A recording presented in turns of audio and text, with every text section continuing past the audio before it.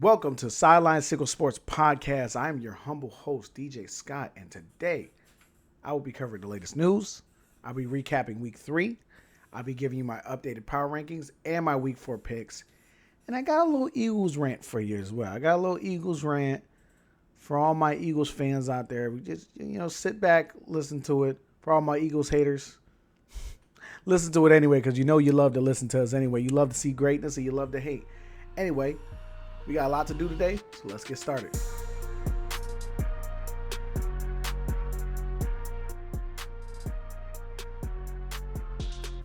Week 3 is in the books, y'all, and it was crazy. We got to talk about it, and we're going to start with the first game that I like to usually talk about, which is the Monday night game. We're going to start with Detroit versus Baltimore. As you can see, Detroit won 38-30. It was a back and forth game early on, and then the Lions sort of ran away with it later in the second half. But for the most part, this was kind of a telling game for both teams, right? Because both teams needed something, right? Both teams needed to kind of prove like they are important, like they are actual contenders. Both of these teams needed to do that. And the Ravens feel like they're in a perpetual state of constantly having to prove that. Whereas the Lions feel like they've already, the Lions just needed to show y'all that they're still what they were last year with Ben Johnson. And the Lions showed y'all. But the Ravens also kind of showed us that they are pretty much the same thing that we've seen from them a lot too, which is this great roster that consistently underachieves for some reason or another, right? As you can see on the bottom here, you see Lamar, you see Derrick Henry. These guys are reacting. I'm not sure which one the Lamar is, but I know the Derrick Henry one is from him reacting, seeing the replay of his fumble, right? He saw his fumble, and he's reacted to it because I think this is really starting to bother him, which is these constant fumbles. This is something he's dealt with, or he's been dealing with for the last couple of weeks. He's just like, hey, he's had a fumble, I think, in each game. Didn't matter in the Browns game because the Browns were, they're the Browns. But it played a pivotal role here. He started the game off with a huge run that ended up tying the game up 7-7. And then Derrick Henry then fumbles the ball in a later situation where it was a closer game and it helped the Lions pull away, right? So the Lions ended up just kind of pulling away at some point, and then the Ravens scored a touchdown later to kind of bring it closer. But overall, you just seen these teams kind of be what they are. Both these teams are what we have seen them to be, which is the Lions are still kneecap biters. They're still like, rip your heart out. We don't care if we're up by 2 scores. We're going to keep scoring. They scored a touchdown. Like they were up. I think they were up 2 touchdowns. No, 1 touchdown. They scored another touchdown instead of running the clock out, which was crazy to me. But that's just what they do. They run the score up on you, and they don't care. And I kind of appreciate that. I appreciate that from them. I like that. If you don't like people running the score, you don't like the other team running the score up on you, stop them from scoring. It's that simple to me. But, so like they show that the Lions are still who they are. We can still put up a ton of points. We still got crazy weapons. We still believe in our guys. And there's not really much you can do to stop us on the offensive end. And we can still run that ball, which is a big, important thing. I mean, David Montgomery, let me pull up his stats real quick. David Montgomery went crazy in this game. He had 12 carries for 151 yards and 2 touchdowns. He was averaging 12.6 carries per game. Insane stuff. He had a big run later in the game too, 72-yarder. That was a killer. And yeah, he was incredible in this game. You had Jahmyr Gibbs with 22 carries for 67 yards, 2 touchdowns. These guys, they what they call themselves, Sonic and Knuckles. Yeah, like they're those guys, and they're physical runners. They're good runners, and the Lions know how to maximize them. Ravens, on the other hand, they just struggled on every aspect. I mean, look at Derrick Henry's stat line here. It's 12 carries for 50 yards. He had a big, long 28-yard touchdown. That was the first one. And then he fumbled that ball, and he just kind of was never the same for the rest of the game. They were almost, it seemed like they were clearly kind of scared to give him the ball, and because he's been fumbling a lot. This is like his third one on the season. So, I mean, it's been a struggle for him. And you just saw the Ravens constantly do what they do a lot of times, which is underachieve. And I'm just wondering when they're going to stop doing that. And I know they couldn't stop the run today because they had Nnamdi Madubuike out, and you can't understate that guy's importance to the defense. But it just feels like they never feel like, for instance, when you look at what the Eagles did this week, they never feel like, oh, they're inevitable. They never feel like a team that's like, oh, hard to beat these guys. It's, we get in there and they have their guy, they have Lamar, and he's dominating, but the rest of the team just feels like kind of not locked in. But as we can see, we'll see how these guys progress, how both these teams progress. I think the Lions are still very good. I think the Ravens are still very good. I think they're still going to win a ton of games. I just think they have a cultural issue, and they've had it for quite some time. And, now it's just rearing its ugly head again in a big game in a big spot. But anyway, we're going to move on to the next game. We're going to move on to the Sunday slate of games, which is usually afternoon games. And we're going to start with the one that I found was the most interesting, the most fun for me. But also I personally think it was the best game of the week as well, as far as just a viewing experience, and that's going to be the Rams versus the Eagles. First, before we start talking about this game, go Birds, forever. But overall, this was a rough game from the beginning for the Eagles, though, because it started off. They got into a big, deep hole. It was 26-7 at one point in the game, and the Eagles just had to dig themselves out of that hole throughout the entire game. And the Rams are such a good team. They're such a well-constructed offensive scheme, well-constructed players, and their defense is so good. Puka Nacua is playing like one of the best wide receivers. I mean, arguably, he's playing like the best wide receiver in football right now, in my personal opinion. I'm glad that he's established himself, because I really loved him coming out of college, and he's been incredible. And him and Matt Stafford are just they're lockstep. They're like this, they have such good chemistry together. Stafford's really good at looking off defenders and creating windows for Puka to get open, and Puka's just got really strong hands at the catch point, and he can create after the play. He's such a good player. And I have so much respect for Puka. I have so much respect for Matt Stafford. But they put that thing on you. The Eagles put that thing on y'all, bro.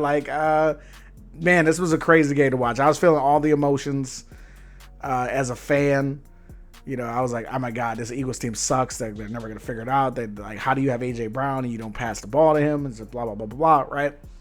And then they just kind of woke up and figured out, oh, wait, we can just pass the ball to A.J. Brown. Wait, we actually can just pass the ball. Oh, wow.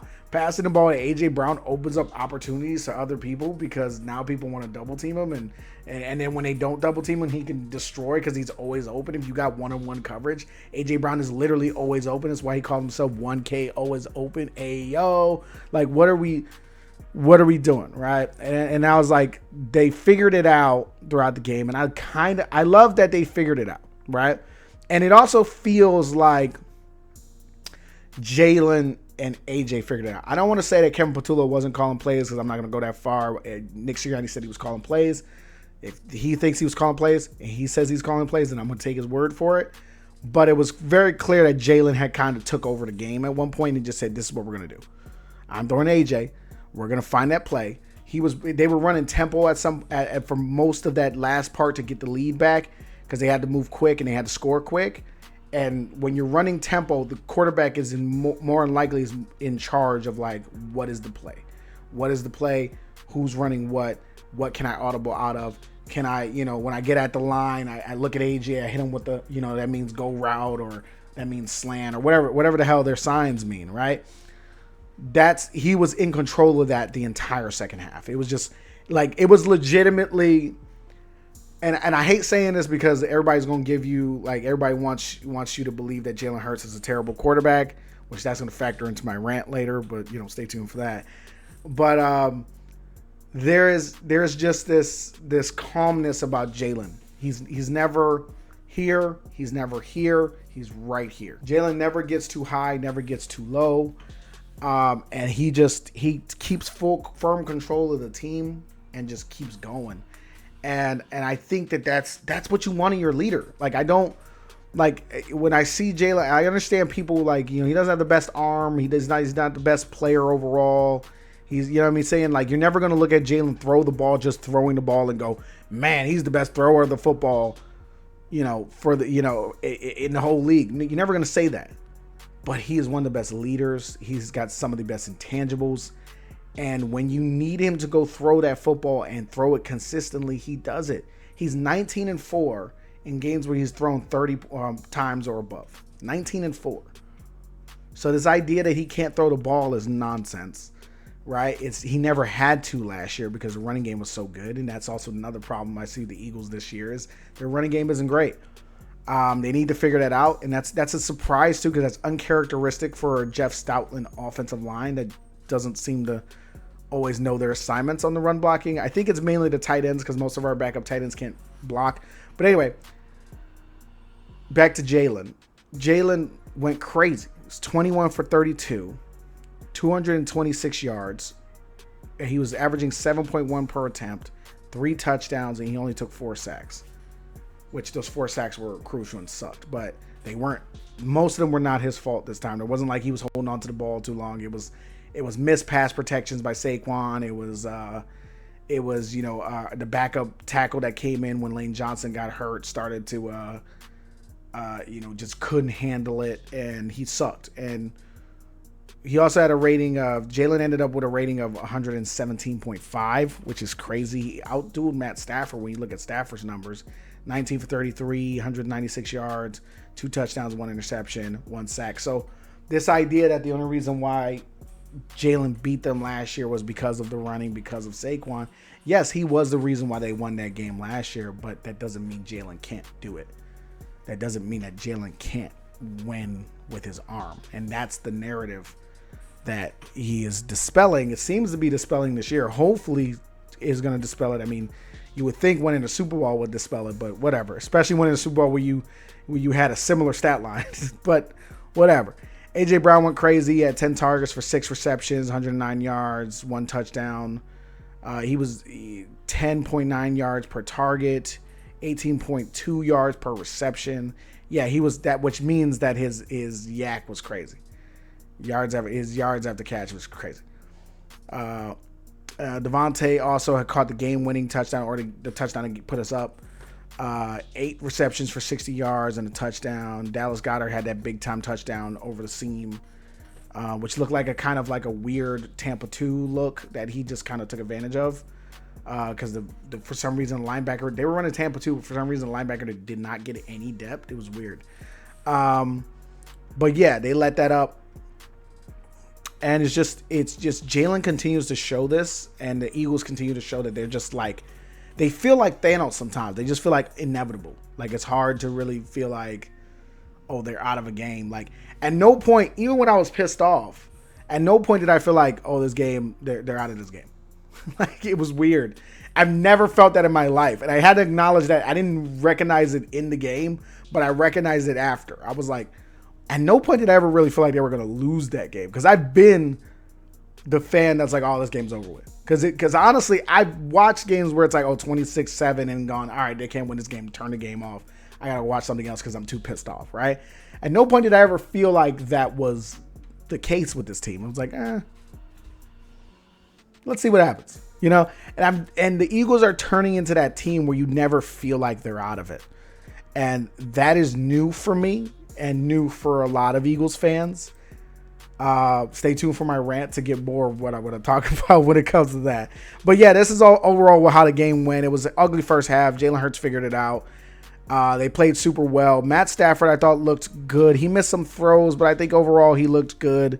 Puka Nacua is I'm going to read the stat line because I didn't get to his stat line. 11 receptions for 112 yards. He was averaging 10.2 yards per reception. I mean, he was incredible. And that Devontae Adams pairing with them it really gave our secondary fits. So they're going to still be good. I think the Rams are still going to be good, but this was just a great game. Eagles won it, and it was awesome for me as an Eagles fan. As a Rams fan, if you're a Rams fan, I'm sorry that you lost, but also y'all was talking mess. We put that thing on you. Bam, bam. Anyway, on to the next on to the next thing. I just want to spotlight this as well. Jalen Hurts, 17-0 in the last 17 games that he's finished and started. They're 19-1 in the last 20 games that he has finished and started with AJ and Devontae and Saquon. I mean, it's just this is dominant numbers, and I think we need to just start recognizing that they're dominant, and not just because of how good the roster is. The roster is great, don't get me wrong, and a lot of quarterbacks would kill to be playing with that roster, but it's not just because of the roster. It's also because that guy right there, he got it up here. He's got it up here, and he's got it up here. And that's something that some guys, like, you can have it in the arm, you can have it in the physicals, but not every guy has it in here and in here. But anyway, next thing, I also want to highlight his second half stats real quick. 209 yards, 3 touchdowns, 71 completion percentage in the second half. Just saying, threw it 32 times. But anyway, that's enough. Jalen Hurts, for lack of a better term, meat riding. Let's go on to these other games. I know y'all Rams fans, man. Let's move on. Denver versus LA. 5 seconds left on the board. Cameron Dicker had to nail a 43-yard field goal to win this game. And even with that, I still believe in this Chargers team. Like, I mean, there's nothing really to not believe in. They're so well coached on the offensive end and defensive end. They have the weapons. I mean, Justin Herbert's incredible. I mean, he's really good, and he's playing at an MVP level season right there. Or he's playing at an MVP level right now. And he has such good chemistry with Keenan Allen, which is wild because Keenan Allen was a non-factor in Chicago last year. And he gets back with Justin Herbert, and he's back on where he needs to be. You know, like, it's just the chemistry is there between these two. It's really good chemistry. It's really good between them. And you got QJ waking up too as well. Like, QJ is now, you know, Quentin Johnston is. I liked him a lot coming out of college, and but I had a lot of trepidations about some of his skill set, and he's now turning all of this around and really making himself into something, and I'm really loving to see it. I mean, that play over the middle where, like, it's willpower plays too, like that play over the middle where he caught the ball in the middle of the field. There's like 4 guys around him, and then he just like bounced off a forward and picked up like an extra 5-10 yards, and it was just, that's what I'm talking about when I see him. It's like, this is like willpower stuff that we weren't seeing with him last year or the year before that. And, you know, it's like he's like willing himself to play great, and how they need him to play is how he's going to play. And it's just, he's been doing incredibly. And, you know, Lad McConkey's been incredible for them. And also on the defensive end, I love their defense. The way they use Derwin James on these like weird pick plays, like where he's like on the line, where he's like running a stunt, he's running the pick for the stunt that's coming around him. Like, it's just incredible how they're using him. It's just like, you got to really question, like, is he in defensive player of the year conversation when he's being used in such a way that's so crucial to their defense. The only issue I have with the Chargers, and it kind of was pretty prevalent in this game, is their lack of running game. They need a running game badly. It's just they don't seem to be able to generate rushing yards. I understand, like, you don't really need that when you got Justin Herbert playing the way he's playing, but at some point, I mean, even in this game, he got sacked 5 times. His rating was low, but he played really well in the big moments, right? You need to have a rushing game, a running game to kind of balance that out, right? And I just gotta see them do more. I need to see them like feed Omarion Hampton more. 19 carries for 70 yards, 1 touchdown. That's solid, but I still think they need to feed him more and get more out of him. Najee Harris's injury is gonna suck for them, especially in that area. But that's the only real problem I see with the Chargers. They're a real legitimate contender. And as for the Broncos are, it feels like they're learning how to win, right? I think Bo Nix is a dog. I thought he had like a solid game, not the best game. 14 for 25, 153 yards and a touchdown. He was sacked twice. His rating, he had a higher rating than Justin Herbert, 87.6. They don't seem to know how to win, like, collectively as a team, right? Sean Payton has been here before and knows how to win, but like the young guys on this team have to figure it out. And that's what it kind of feels like when I watch them. It's like their defense is there. Their offense is not the best, but they're getting great performances. Cortland Sutton, 6 receptions for 118 yards and a touchdown. They're getting big time performances from their players that they have, but it's not resulting in wins. And so I don't feel like it's like, oh, their team is bad. I just think they need to learn how to win these games. And they also, as another team that needs to lean into their run more. And J.K. Dobbins and R.J. Harvey collectively only had 13 carries total. So it's just like, I think that's got to improve. But we'll see how it all goes. I mean, these guys are going to meet up again in Denver. Hopefully that game is just as good as this one.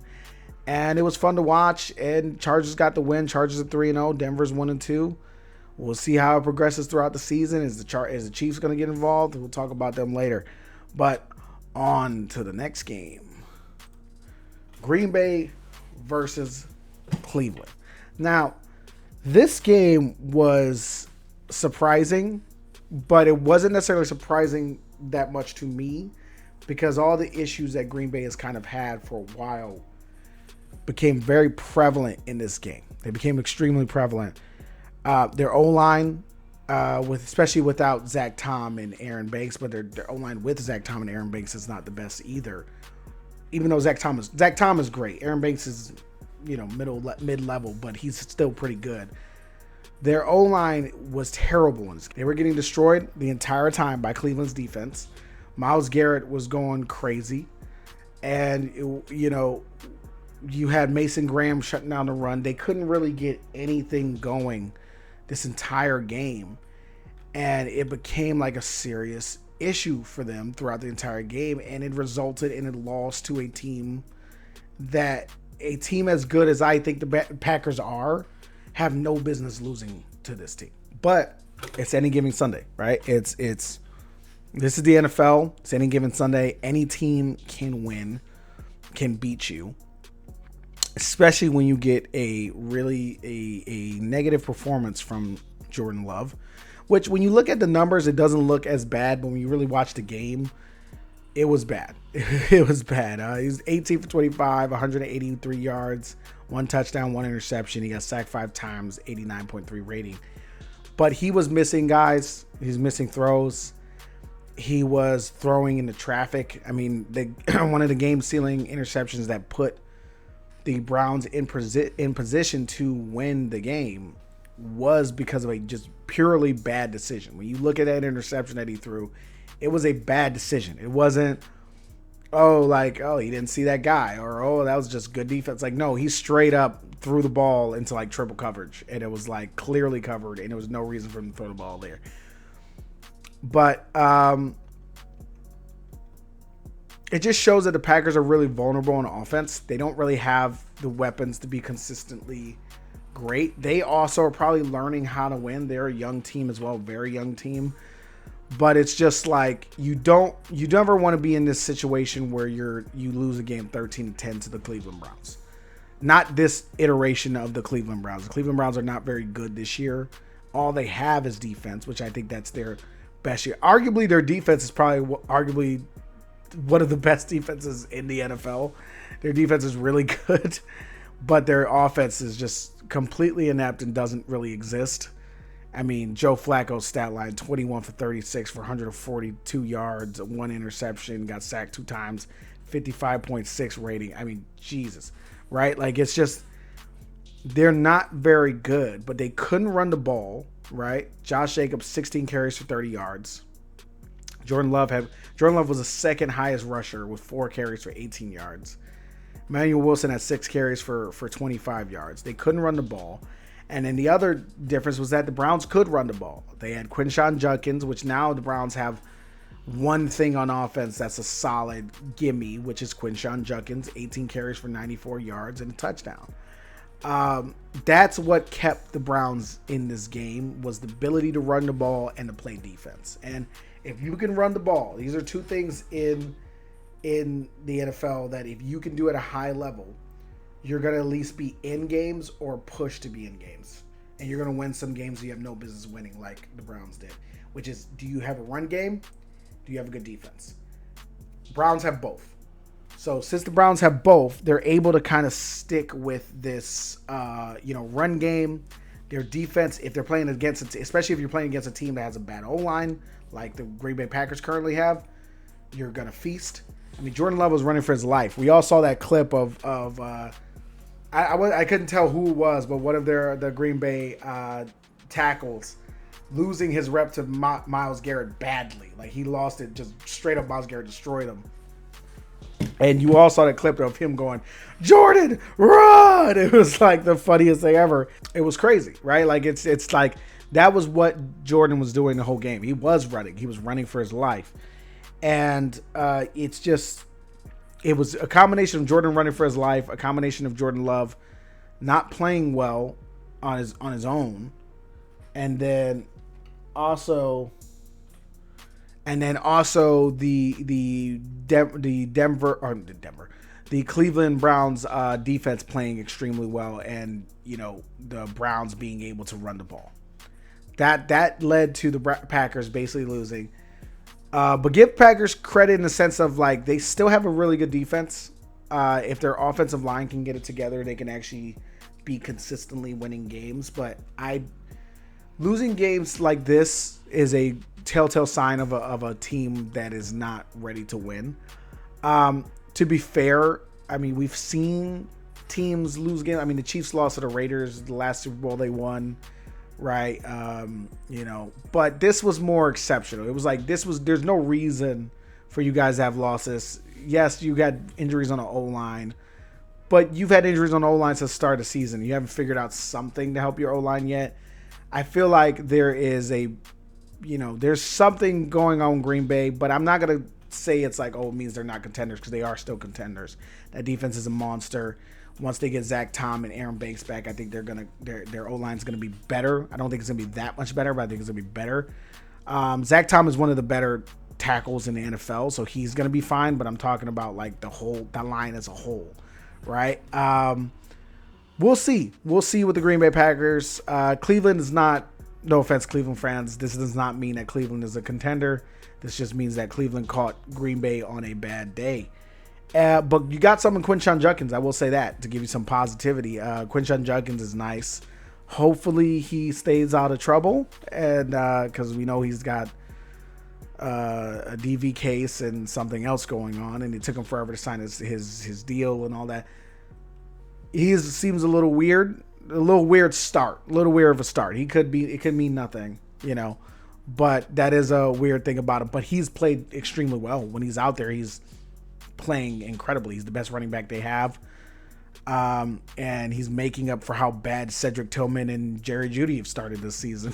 So that's one thing to be happy for if you're a Cleveland Browns fan. So, take that into consideration. Also, you want a hard game against a really good team. This is like when you see Vanderbilt beating Ole Miss out of nowhere, or like Vanderbilt beating like Alabama last year. You're just like, whoa, all right.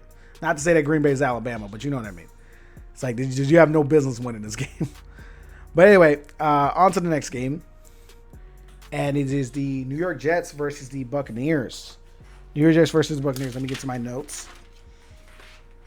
Drink some water too before that. Let's cut all this part out. Cut all of this.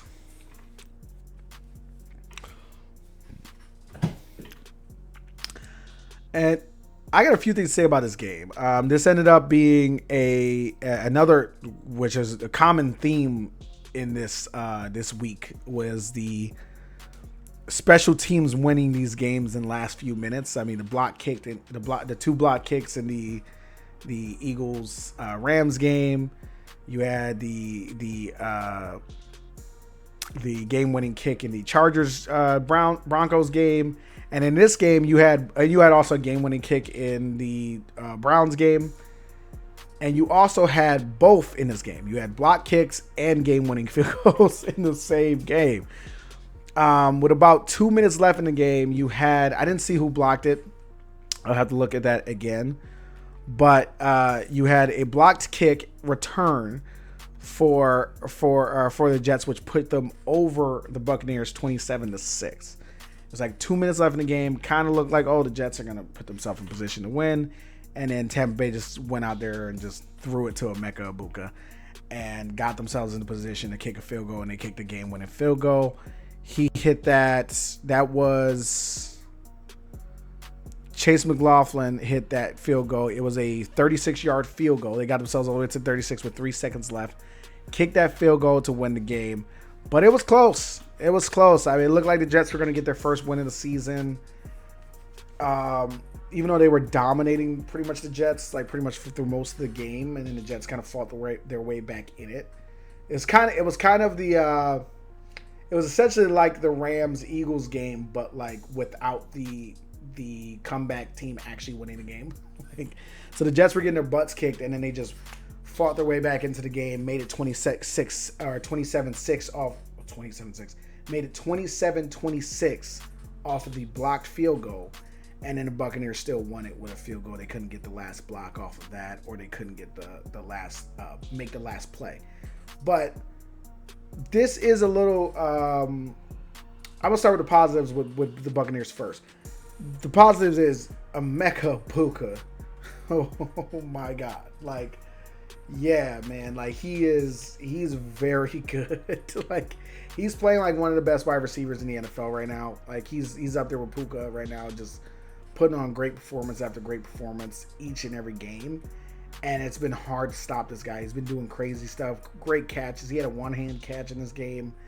He was a big reason why they got into field goal range. Like he's just making crucial catches, big plays, and big moments. And he's a really good player. He's a really, really good player. The Buccaneers know how to draft him some damn wide receivers. I mean, Jesus. They are the Ohio State of wide receivers, of wide receiver rooms in the NFL. I mean, they always have like 3 to 4 good wide receivers. Like it's crazy. They're never without good wide receivers. But so that's the positive off of the Buccaneers. But I do feel like the Buccaneers the injuries are starting to get to them. They got a lot of injuries on the O-line, which made it really hard for them to run the ball in this game. I mean, Bucky Irvin had 25 carries for 66 yards, no touchdowns. He was averaging 2.6 carries a game. Baker Mayfield was their as far as yards per carry, was their leading rusher. This was a rough game. I mean, Rachaad White had 5 carries for 12 yards. Bucky Irvin's a really good running back, so the fact that they were able to keep them that is really good. The Jets' defense is better than people give it credit for. I mean, well, people like it, but it's not getting as much love as it was getting like 2 years ago, right? It's a good defense, so I can see why they stopped the run. But also the bigger issues are the fact that like the Tampa Bay's O-line they're struggling in the run game. They're struggling to get the run game going because they got a lot of backups in. Cody Mauch was getting his butt kicked in this game. And it was a problem.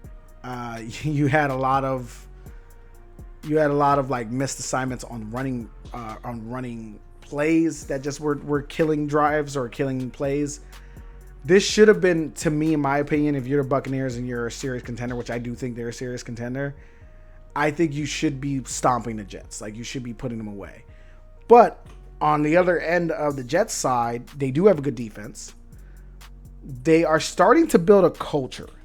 And I think that that's awesome. Like, just to see them building this culture of like, they seem like you see them and they look like they want to play with each other. And it looks very different from what it was last year. Everyone's having fun. You see Aaron Glenn on the sideline after the block kick doing his little high step and dance that he was doing. That was hilarious. He looked like a little uncle out there. He was just having a good time. It was just like that. That's the vibes are. they have like the best vibes for an 0-3 team I've ever seen. Where it's like the vibes are cool. Like they don't feel like they're falling apart at the seams. Like meanwhile you look at like the Titans and you're like, oh my God, they're getting to take a play calling duty away from Brian Callahan. Callahan looks like he doesn't know what he's doing. He's clearly upset. That's a whole other conversation. We'll get to that in the Titans game. But you know what I mean? It's like the vibes look really good with the Jets, even though they're not winning games. So it's like it's only a matter of time where the games are going to start. These games are going to turn into wins. You almost won this one, right? So like the Jets, I came out of this game having more positivity for the Jets than I did for the Buccaneers because I just liked what I was seeing from them. They had like this really cool energy. They were just playing. They're just out there playing, right? They're trying to win games. They're not taking themselves too serious. They're just trying to establish a culture. And that's something you don't always see with the Jets. The Jets always sometimes kind of seem like they want to win like now. And it's like, just build something. And I do think Aaron Glenn is building a nice little culture there where they're competitive. You know, they're not just coming in these games and getting their butts kicked. They're except for the Bills, but the Bills are exception. That's another level of greatness over the Buccaneers. But other teams that are actual contenders they've competed with. The Steelers are not that much competitors, but they competed in that game. They competed in this game against the Buccaneers, who I think are a real competitor. But it's just fun. It's fun to watch this Jets team because it seems like they're developing a culture, and that's gonna be fun to watch going forward. Garrett Wilson is a monster. He was catching. There were some catches in this game that he had were crazy. Targeted 13 times, caught 10 receptions for 84 yards and a touchdown. Longest was 17. He's still great. Sauce was still great in this game. Like it just feels like the Jets got something brewing, and the Buccaneers just felt like they were trying to figure out what they are with all these injuries. Not saying that the Buccaneers are not good. I do think these injuries, once they get, now you got Mike Evans out for like 3 or 4 weeks. Once they get Chris Godwin back, they get Mike Evans back at the same time. They get their O-line players back. I think that's going to be a big deal for them. But for right now, they just seem a little bit like they don't know how to run the ball. And Baker Mayfield shouldn't be scrambling as much as he is, to be completely honest with you. But it was a great win for Buccaneers to pull it out. Way to go Jets for pushing them. But good game, fun game to watch. Moving on to the next game, which was speaking of which, the Indianapolis Colts versus the Tennessee Titans. For some reason, there wasn't a graphic for this game. I don't know why they didn't post this. So the Titans, the Colts pretty much had this game wrapped up from the beginning because the Titans are really bad. I'm going to talk about this game pretty quickly. They ended up winning the game 41-20. Daniel Jones is continuing his out of nowhere low key MVP candidate like season that he's having right now. Let's see if it continues, but like crazy. 18 for 25, 228 yards, 1 touchdown. He had a 113.4 rating. He ran for 4 times for 27 yards. And well, him and Jonathan Taylor. Jonathan Taylor is also continuing his incredible season. He had 17 carries for 102 yards, 3 touchdowns. Yeah, they just pretty much put the Titans away. Like the Titans are not very good. They also are not coached very well. Brian Callahan. The only good thing right now, Titans fans, listen to me. The only good thing right now that you guys have, and just love it and appreciate it while it's here. Cam Ward is nice. Cam Ward is good. He's struggling, of course, but it's rookie struggles. What I'm afraid of is that he's gonna have to deal with this terrible coaching staff that he has for the rest of this year, and he's not gonna get the proper, training to make him into like a viable, consistent QB going forward. But I love him. I think he's been playing great. I think he's been playing great for what he has. Not saying he's playing great in general, but he's playing great for what he has on his team. He doesn't have a true number one.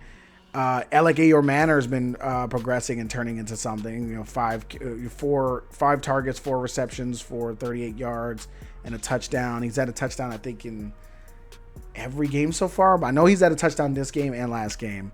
That incredible touchdown crossbody throw that he had. I mean, he had one receiver over 60 yards in this game. Cam Ward, one receiver over 60 yards. Cam Ridley has been a non-factor. He threw the Calvin Ridley 7 times. Calvin Ridley caught it 1 time. I don't know if they were. I have to go over the film again to see if it's like overthrows and all the other stuff. But from what I saw from Calvin Ridley last week, I'm sure some of them are drops. Yeah, he's getting no favors from his weapons, except for Alec Ayermanner. He's the only one that seems to be consistently catching it when it comes his way. Tyler Lockett's he's a vet, so he's going to do what he's got to do. But he's older. He's not as impactful as he used to be. But the Colts are still trouncing people. The Tennessee Titans seem rudderless, and their roster is not great. And Cam Ward is out there trying to make magic with a box of scraps, essentially. And he's getting no help from his coach. I'm gonna be honest with you. He's getting no help from his coach. That coach is bad, and he's probably gonna be fired by the end of the season. Actually, I'm probably gonna do a hot seat corner. Maybe I'll start that probably like week 6 or 7, just to be like, to keep abreast of like what's going on. Maybe I should start it earlier because I feel like some of these guys are gonna get fired soon. Like Callahan feels like he might get fired in like 2 weeks. Mike McDaniel also has got a little bit, but they played better in this game against the Bills on Thursday, so who knows. But moving on to the next game, Texans versus Jaguars. Now this is a concerning game for me. I'm concerned. And I know both fan bases, if you're watching this, you're probably thinking, oh God, he's concerned about my particular team. And it's like, I'm concerned about both of these teams. Like, both of these teams' offenses looked horrible, in my opinion. Jaguars was more creative, but it was still like, it just didn't seem like it was coached well. And the Texans were out here doing the thing that I hate the most, which as an Eagles fan, I've seen a lot of. It pisses me off, but to no end. I saw some of that this weekend. But players on top of each other. I cannot stand. I feel like you're a professional. You're a professional coach. You are professional players. So usually when a player is on top of each other, more than likely it's not being coached well enough, or there was miscommunication on what the play was, on who was supposed to go where, right? That just shouldn't happen, in my opinion, in a NFL game. It just shouldn't happen to the level that it happens in NFL games sometimes. And especially, the Eagles Eagles have it happen lots of times because that offense sometimes is not the best. But it shouldn't happen specifically with your brand new OC that you brought in because your last OC sucked. It shouldn't happen when both these teams were kind of having these issues at times. It shouldn't happen when you're bringing in the QB whisperer that is supposed to be Liam Cohen, right? Fix Baker, fix all these guys, right? Trevor doesn't seem to be taking to his coaching well. I'm gonna admit this right off the top. I don't really personally, just so anybody thinks I'm like I'm a hater or anything. I don't personally think Trevor Lawrence is that good. I don't hate him. I don't think I don't go around going, oh, I hate this guy because he gets praised. No. I think he's a little overrated, and I think people want to keep giving him chances because he's had this Peyton Manning level of expectation on him for years. And I think he plays poorly, and we kind of ignore that, and we search for an excuse for him. To be fair, his team, I don't know if they're leading the league, but I know they're top 4. They're top 4. His wide receivers are top 4 in drops. So that is a problem. But I do think that it's a combination of the two. I think there's drops, and there's also Trevor Lawrence is flat out missing guys. And Trevor Lawrence is also not really seeing the field as well as I think he should be.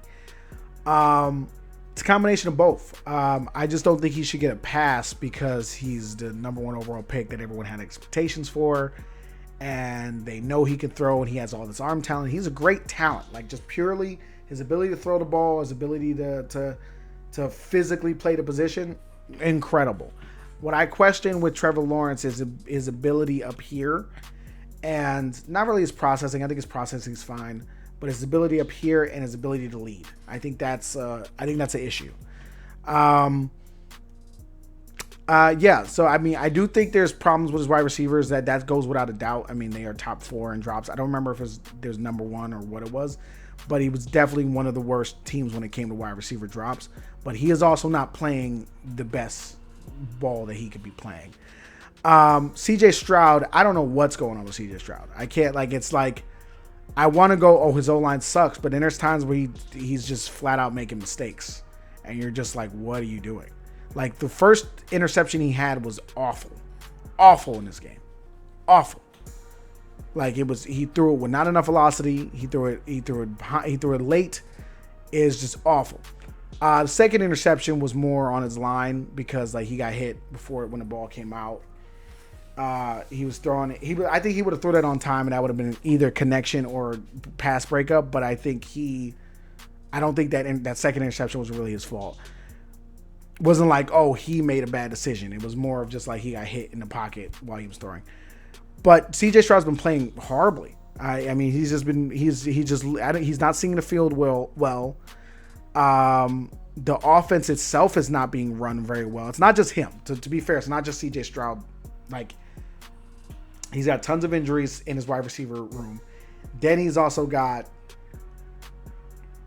I think his OC is horrible, by the way. Like, and that I'm about to go back on myself because I personally had Nick Caley in the conversation for he could end up being the assistant coach of the year conversation, but that's out of the window. This offense is terrible. Like, this offense is terrible.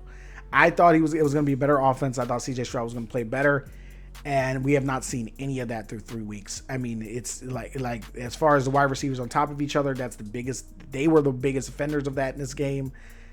I mean, it was truly bad watching both of these. This was probably 2 of the worst, in my opinion, worst quarterbacking performances I've seen so far this season by both these guys. But CJ Stroud looked really bad. He looked like he didn't know what he was doing. He just looked like he wasn't really seeing the field very well. And then when he was looking like he knew what he was doing, when he was comfortable, he didn't have time in the pocket. So he wasn't comfortable. You know what I'm saying? So it's just like, everything is bad for them right now. Nico Collins is still good. 8 receptions, 104 yards for a touchdown. But it's just, this offense shouldn't be this hard with this Texans team, I feel like. It shouldn't be. Their defense is still great, phenomenal. And I'm gonna steal this from Chris Long, because I saw Chris Long talking about this. So if you hear me say this is not just my thoughts. This is also Chris Long, but he said it was very similar to when he was on the Rams.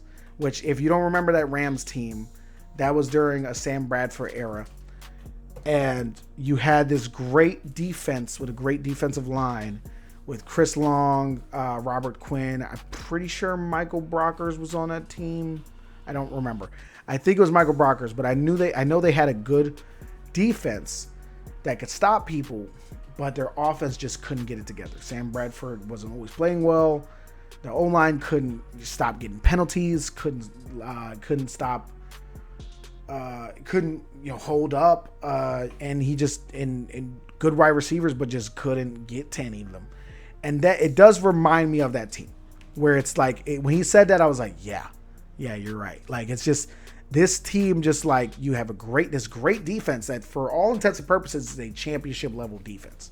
When you watch the Texans play defense, it's like, this is a championship level defense. They got dogs and ballers everywhere. Will Anderson, one of the best edge rushers in the NFL. Will Anderson was incredible in this game, and he played really, really well against the Jaguars O-line. Azeez Al-Shahir, Kamari Lassiter, Henry To'oTo'o, their linebackers mixed in with their corners. I think they've been truly, truly incredible. And now they got that, no offense to CJ, GJ, but they got that dead weight out of there. with all of that, because apparently he was hating on everything and screaming at everybody. But anyway, Derek Steeling's one of the best corners in the NFL. He's like 1 and 2. He's like 2 behind Surtain. They have a really good defense, and it shouldn't be this hard to win games on the offensive end. But the offense is just garbage. It's really garbage. They can't get their stuff together. And their quarterback, I'm gonna be honest with you, it's just he's not playing well. Like, I mean, he's not playing well. They're not doing him any favors, so it's just a combination of the two. And then that's also what's kind of going on with the Jaguars too. They have a solid defense. I think the Jaguars' defense is kind of underrated. And I think what the Jaguars have over the Texans right now is they have a run game. I think Pachal Tutin and I think Travis Etienne is having a crazy start to the year. He's been playing really, really well. And Bashal Tutin, they found something about Bashal Tutin, which I don't want to toot my own horn. I was tweeting by him back in April because I like me some Bashal Tutin. He's a really good player. But they don't really have that over there on Houston, and Jaguars do have a running game, so they can at least run the ball well. But I think for the most part, both these teams are kind of similar, where it's like they have really good defenses, but their offense doesn't really seem to be able to figure it out. They also have quarterbacks that should be top tier, but for some reason are just not playing up to their ability. And I think that's really hampering them. And one team has a run game, the other one doesn't really have a run game. So I think that's what kind of was the back-breaking factor in this game. That's pretty much all I got on Houston and Jacksonville. It's kind of it was a fun game to watch just from a football perspective, but it wasn't a fun game from like an entertainment if you don't really know ball type of game. But it's a struggle for both these teams right now. Hope they get better. But on the next games, Arizona versus San Francisco. Speaking of teams that have struggled, San Francisco is, I mean, I used to hate them because of the whole, dressing for our funeral thing, the whining and complaining after Brock Purdy got hurt in the championship game. All that annoyed the crap out of me. But now I just kind of feel bad for them because they can't stop having these massive injuries. I mean, now they got this Nick Bosa thing, but Brock Purdy's hurt. George Kittle's hurt. They're still waiting for Brandon Ayuk to come back. And what's crazy and what's incredible about this, I feel bad for them in that way, but what's great about this is that Kyle Shanahan's still winning games. Like, they're 3-0. Through all of that, they're still 3-0. They're probably going to get Brock back. They're probably going to get George Kittle back. Nick Bosa's gone for the season. But they're going to be competitive. I mean, they're 3-0 without any of that. And that's a big deal. But it's also just sad because I feel like they could be so much better if they weren't constantly injured. If they didn't have to deal with a major injury every single like year, major injuries. I mean, I feel like they'd be so much better. All right, so I want to see more out of the 49ers. I think they could be really good, and it's fun to see them still winning games, but it's just so sad watching all their players be hurt all the time. But it's also incredible watching Kyle Shanahan get the most out of the players that come in. I mean, Mac Jones, 27 for 41, 281 yards, 1 touchdown, 1 interception. He had an 83.8 QB rating. He played well enough to win the game. Chris McCaffrey still was playing well in this game. You had Ricky Pearsall went off. This is a good Ricky Pearsall game. Christian McCaffrey had 10 receptions for 88 yards, no touchdowns. Ricky Pearsall had 8 receptions, 117 yards, no touchdowns, but 14.6 yards per reception. I mean, geez, that means he was getting yards after catch, right? He was getting yak all day. Kendrick Bourne has been kind of nice for them as far as, just showing up as this smaller guy who catches everything that seems to be thrown his way.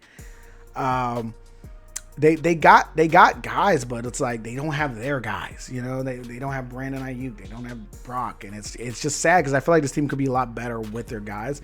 But Brock and George Kittle are coming back, right? Brandon Ayuk is going to come back this year.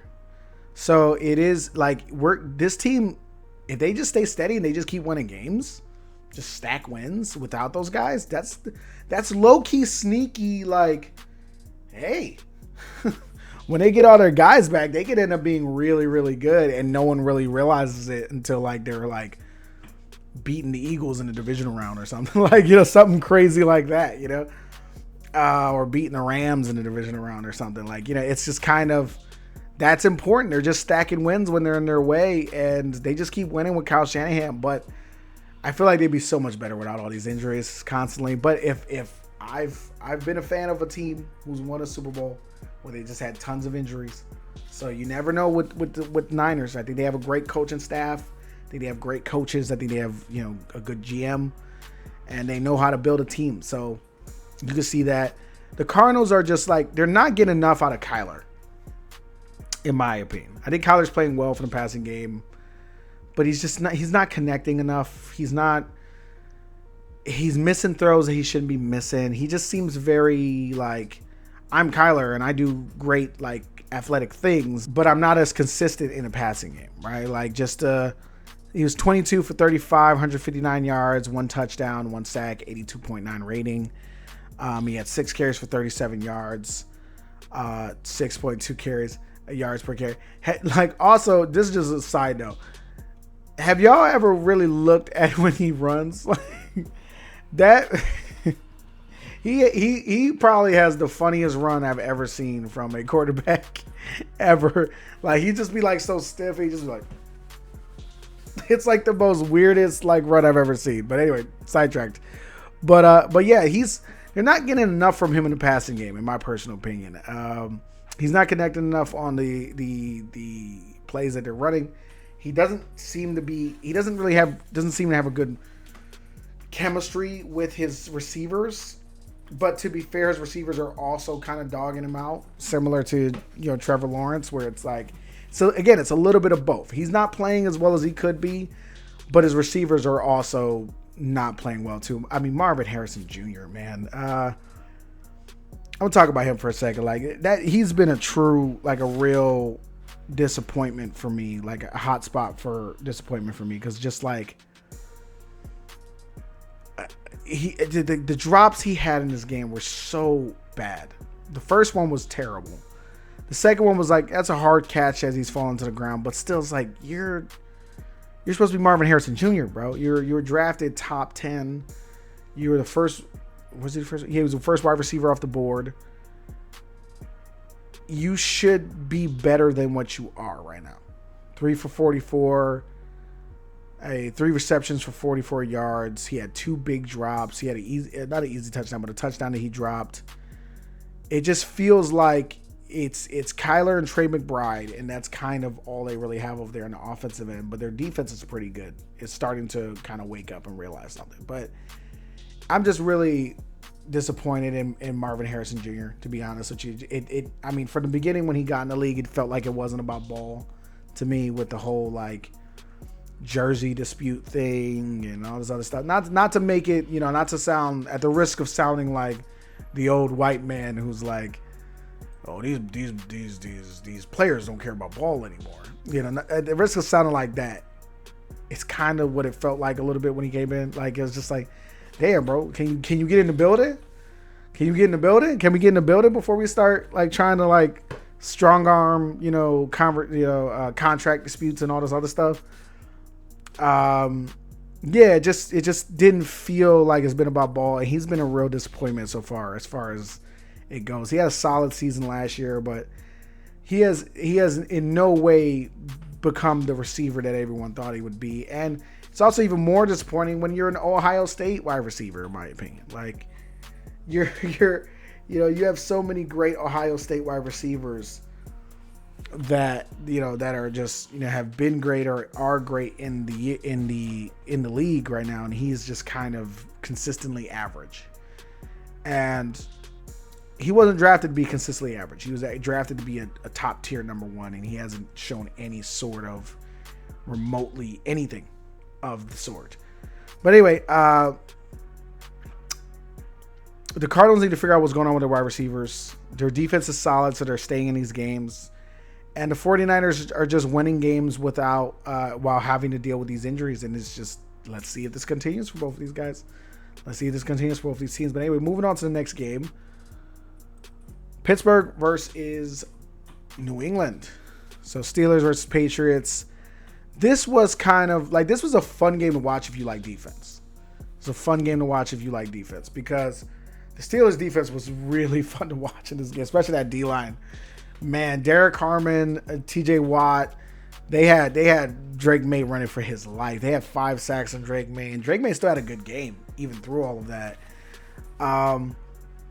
But this is a player I will say I'm gonna start with Steelers. Steelers, their offense is still pretty much mediocre right now. Very mediocre. They can't run the ball. They have a quarterback who's kind of, he's just doing just enough to keep them, winning the games, but they're not actually that good, and they're probably not going to compete with any serious team. But their defense is fun as hell. I will say their defense is fun as hell. It's fun to watch them do what they do, watch that D-line do what they do, and see Darius Slay out there in that yellow and black and just doing his thing. It's a fun team to watch. But I had more to say about the Patriots in this game specifically. Is Drake May is really like that idea that people have of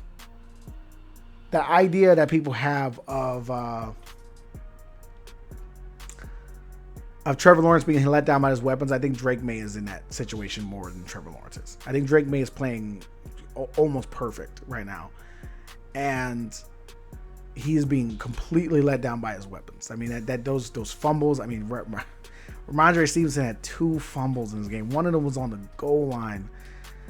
It was bad. It was bad for him, and it's just he's being let down by his weapons. I mean, look at his stat line from Drake May. Yeah, he was 28 for 37, 268 yards, 7.2 yards per attempt, 2 touchdowns, 1 interception. He was sacked 5 times. And his rating overall was 102.1. So he's sacked 5 times. So his O-line is getting dusted. To be fair, most of the problems on his O-line are more like youth, and also like some of the players also are old too. Like Morgan Moses is been in the league for forever. But then you got Jared Wilson or Morgan Moses and Garrett Bradbury at the center. And then you also have Jared Wilson, Michael Omenawu, and Will Campbell, who are a little bit younger. I think of Michael Winnowell. I forget how old Michael Winnowell was. Michael Winnowell was just also kind of like, he's okay. He's solid. But Jared Wilson and Will Campbell are younger, right? And they kind of look like some of the better parts of that O-line. They're struggling to protect him. And then you have his wide receivers just not. I mean, Travion Henderson, in my opinion, was one of the best running backs coming into this. 11 carries, 28 yards. He hasn't popped outside of the preseason. Ramondre Stevenson was a net negative for this team in this game. He had two friggin' fumbles, and then you had Antonio Gibson had a fumble as well. And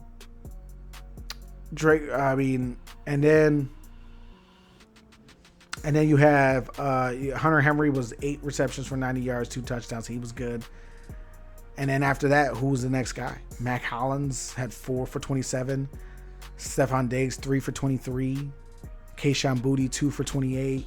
Demario Douglas, 2 for 7. Kyle Williams, 1 for 8. At this point, why is Efton Chisholm and Kyle Williams not brought up yet? In my opinion, I'd rather get them in here than be dealing with, Demario Douglas and Stephon Diggs. Like, I think Kayshon Boutte's fine, right? And I think he's going to be okay. Mac Hollins is a good, number 4 on your team.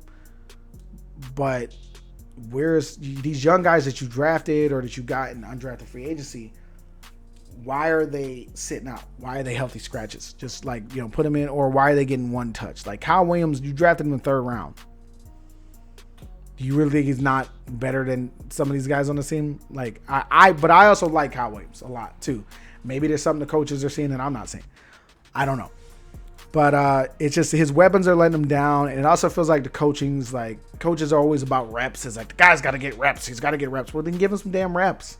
Stop making him sit out for obscene amounts of time over stupid reasons. But anyway, that's overall what I see with the Patriots pretty much. I think Drake May is playing really, really well, but getting dogged out by his weapons, getting dogged out by his O-line. and the defense is solid, but it's not, it's not anything to really sing home about. Christian Gonzalez is still out. Yeah, Carlton Davis is older now. Robert Spillane, Jalen Hawkins. There's nothing to really get excited about this defense. But Harold Landry plays better. I mean, you got a good defensive line players like Milton Williams, Christian Barmore, but that's about it. You don't really have anybody on this team that stands out past those guys. And Christian Gonzalez is hurt, so obviously they're not, they don't have the air yards, but they're still keeping teams to these lower scores. So it's like the defense is solid, but his weapons, his O-line are just not doing it for him. And that's really the story here. Is just Drake May could not, his weapons could not stop fumbling the ball, could not stop being out of position, and his O-line was just getting killed the whole game. So that's why the Steelers won and the Patriots lost. Now, moving on to Kansas City versus the Giants. Now, this game was you want to talk about boring football, Drew Brees. This is boring football. This game was terrible. It was boring. Nothing happened in it, really. Pretty much everything we thought was going to happen, and it happened. But KC won this game, but they still looked terrible. I can't quite put my finger on it. They looked so bad. They look off. They look out of sorts. They look like their offense is not really there. They're pressing and it's not working. Now you got this problem with Harrison Butker, who just keeps missing kicks. That's a huge deal, which that wasn't a problem last year, and that was also part of the reason why they could deal with having stall drives and all that, because you knew Harrison Butker was going to hit the kick, right? So that's a weapon that they don't have right now, and it just feels like you watch it and you're like, man, Patrick is pressing. He's pressing. He's really pushing to try to make something happen. And the other wide receivers are pushing to make something happen. And every once in a while, he's going to do his Patrick Mahomes thing, and he's going to have this crazy throw cross body 50 yards down the field. But Chris Collinsworth is going to say it's 70 yards. I was like, how do you say that's 70 yards? It's very, whatever. But Patrick Mahomes is going to do what he's going to do, and Patrick Mahomes is a very good player. But they just don't. Their team just looks so out of it. They look like a shell of themselves. And I don't see where the answers are for them. I know everyone's like, oh, well, they don't have Xavier Worthy, they don't have Rashee Rice and all that other stuff. And I think Rashee Rice is a good wide receiver. I think Xavier Worthy at this point is a solid deep threat, not really much else. So I don't really see how those guys coming in is going to completely change what they're doing and make them that much better. I don't really see the answers for this team right now. If they're struggling with what they got right now, I don't think anything they're going to get in that building, either from injury, come back from suspension, off the street, I don't see anything that's going to make this offense that much better, is all I'm saying. Maybe people feel like Patrick Mahomes is, he can make do with, little. Maybe he can, and yeah, he can. We know he can. I don't know if he's going to be able to do it this much, especially with the fact that his defense isn't as good as it was the last 2 years. The best players on his defense are starting to get older. The best players on defense are not playing as well with your Trent McDuffies and all that, but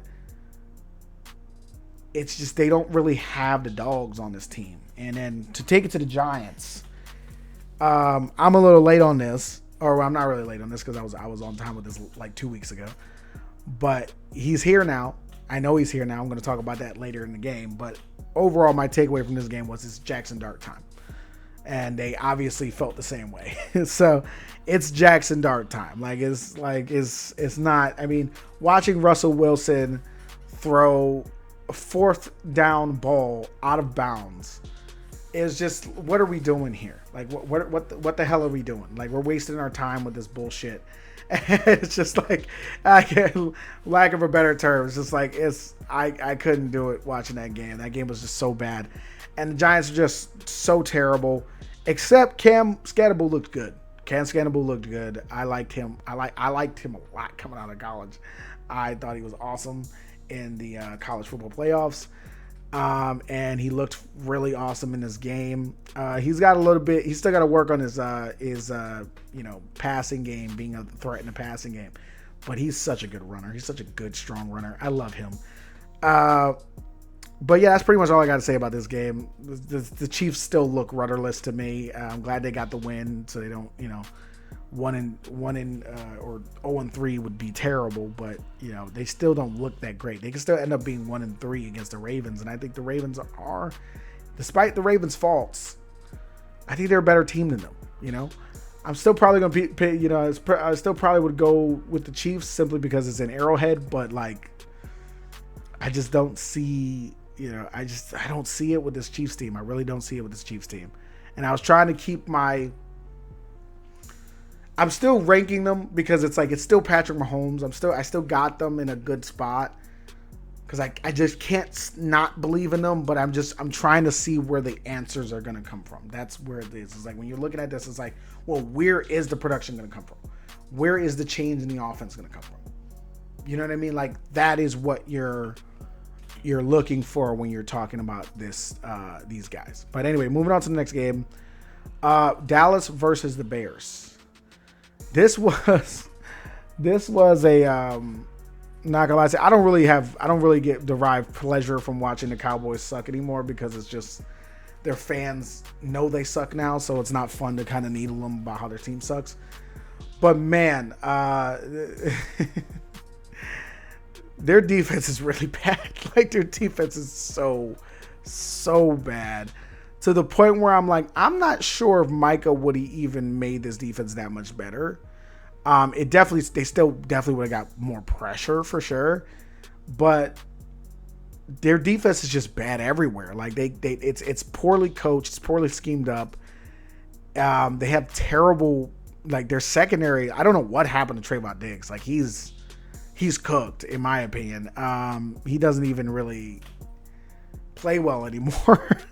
Their secondary looks like they don't know what the hell they're doing. Their linebackers are slow without Damari Overshawn, and their defensive line cannot get any pressure. It's ridiculous. They are bad everywhere, like from top down, from coach to each individual unit.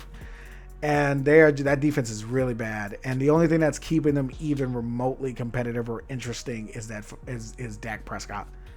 And that's it. Dak Prescott is a very good quarterback. And he's just keeping his team alive. And he's just trying to do the best he can to keep this team alive. And they refuse to stay alive. They refuse to live. They refuse to live there with him because they're very bad. And that's really all I can say about it. I know bad feels like the most terrible run-of-the-mill analysis, but it's just there's nothing else to say about these guys. They suck. They are bad. And now to take it to the Bears, I like what I saw of them. They feel like they're developing this offense, and I do think people give Caleb a little bit too much crap, in my opinion. I don't necessarily think he's playing all that well, but it's like I do feel like this is a new offense. He is more of an erratic player. Let him kind of figure out what the balance is for his ability versus what this can become. You know what I mean? I think he's building a good rapport. Him and Ndunze, they look good. They got a really good chemistry with each other where they know each other. They know where they're going. I think they looked really good. Caleb had an incredible game here. Let me pull up his stat sheet here. He's 19 for 28, 298 yards, 4 touchdowns, 142.6 passer rating. I mean, if you were gonna have a game where you arrive in this league, it should be against this Dallas Cowboys defense because this Cowboys defense sucks, like I said before. But yeah, he played really well in this game. He looked sharp in this game. Luther Burden caught a serious catch in this game, which was nice. Luther Burden, the young guy, got 3 receptions for 101 yards for a touchdown. Roman Dunze was 3 receptions for 62 yards and a touchdown. DJ Moore even got involved with 4 receptions and a touchdown. Cole Kmet, 1 reception and a touchdown. Colson Loveland was 1 reception for 31 yards. They do need to get Colson Loveland going more. And they need to get their running game going more because 13 carries for DeAndre Swift and that's it. It's kind of crazy. And 6 carries for Kyle Monangai is like, what are we doing? But I think it's a really good game. And this is the making of a team that is learning how to be good is you put the hurting on teams that deserve the hurt. You know what I mean? Like Cowboys have a bad defense. Fly in my face. Cowboys have a bad defense. You should bust them. You should beat them down. And that's what they did in this game. They beat them down. Right? So like that's a good sign of like, all right. It's a bad team. Let's beat them down. Let's get that revenge on Matt Eberflus. Let's do that, all that. And let's get it all, let's keep beating them down like that. That's what they need to be doing. Right? So it's a good start for them. They're 1-2 in the sense of a good start, from this game going forward. not the start of the year. I still don't think they can compete with the better teams in the AFC or the NFC North, but I think they're starting to get, an attitude. They're starting to get they're starting to figure themselves out. Let's see if it continues next week when they play. Let me see who they play next week. They play the Raiders. So again, like it's back-to-back games. It's a good time to kind of start stacking wins. Stack a win. You know what I mean? Like you had this game against the Cowboys. Play the Raiders next week. Start stacking the wins. Start figuring it out. But anyway, on to the next game. Oh, to circle back, CeeDee Lamb also got hurt in this game. Terrible for Dallas. I do not think that means Dallas would have been competing in this game personally, though, if he would have stayed healthy. Because they were just getting their, proverbial ass kicked. Moving on. Atlanta versus Carolina. This was a tough game to watch. Fun, like it was a tough game to watch because just quarterback play was not great. Let me go to my notes for on this. The kicker problem for the Atlanta Falcons. They thought they solved it with Parker Romo, but it is not the case. He came out and missed both of his kicks. I forgot he missed both of them. I remember him missing one. I forgot he missed both of them. He missed both of his kicks, which is terrible. Younghoe Cole just got signed by the Giants too, so like that's not on the option anymore. And just Penix looked really bad in this game. He did not look great. He looked terrible, like really bad. He was 18 for 36 for 172 yards, 2 interceptions. Both the interceptions were, I mean, the second one you can kind of be like, oh, well, the wide receiver slipped, but even then it was like, why are you throwing there? Why are you throwing there so late? He looked bad. He looked real bad in this game against a defense that you shouldn't look that bad against. Like, you can look bad in against the Panthers defense, but like that bad, I don't know about that. Like that's pretty bad to look like. He looked like he didn't even like he should not be playing on the field. That first interception just flat out threw it late. Didn't even check to see if the underneath corner was there to try to take the ball. It was not good. He looked terrible in this game, which that could be a potential problem even more going forward. Like, is Michael Penix? That's who Michael Penix is now, because he hasn't really had a great performance this year so far yet. And then to have that kind of performance, it's like, oh, okay, this might be bad decisions that were made. And then they benched him for Kirk Cousins, which was I couldn't tell if they benched him because the lead was too big, or if they benched him because he genuinely was playing poorly, because it happened pretty late in the game. Yeah, it's just not good. That's really all I gotta say about the Falcons. Their defense also did not show up in this game either, even though I do like their defense a lot. But Michael Penix struggling could potentially be a worse problem for them than anything else. Panthers, on to the Panthers. Bryce Young was 16 for 24, 121 yards. No touchdowns, no interceptions. Got sacked once, 78.7 rating. You see what I'm saying? Like, it's kind of like wasn't a great overall quarterback performance from anybody. Rico Dotto had 10 carries for 30 yards. Chuba had 17 carries for 73 yards. Like, yeah, so it was more. That's where the scoring was kind of coming from, and their kicker was. They were mainly getting. They must have been getting kicks, right? Yeah, they had 3 kicks from Ryan Fitzgerald. That's 12 points right there. So it was just not an overall fun game to watch. It was like the most boring blowout you could probably watch. I'm concerned for Bryce Young again because, yeah, I don't think he's putting in these horrible performances. I think he played better last week than the stats say. And I think he's playing better than the stats are showing too. But it does seem to be like, all right, he starts these seasons slow. He doesn't amount for explosiveness. He looked really good last year. I hope he doesn't lose that confidence again. I just don't want him to lose that confidence again.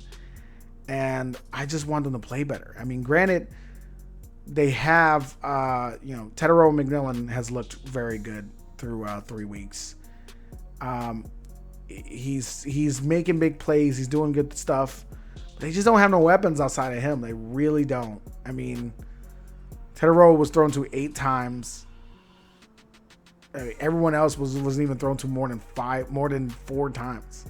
It's just they don't really have anything else they're dealing with, or they have, and it's just they need more on that team just going forward. But it's a good win by the Cardinals. I mean, it's by the Carolina,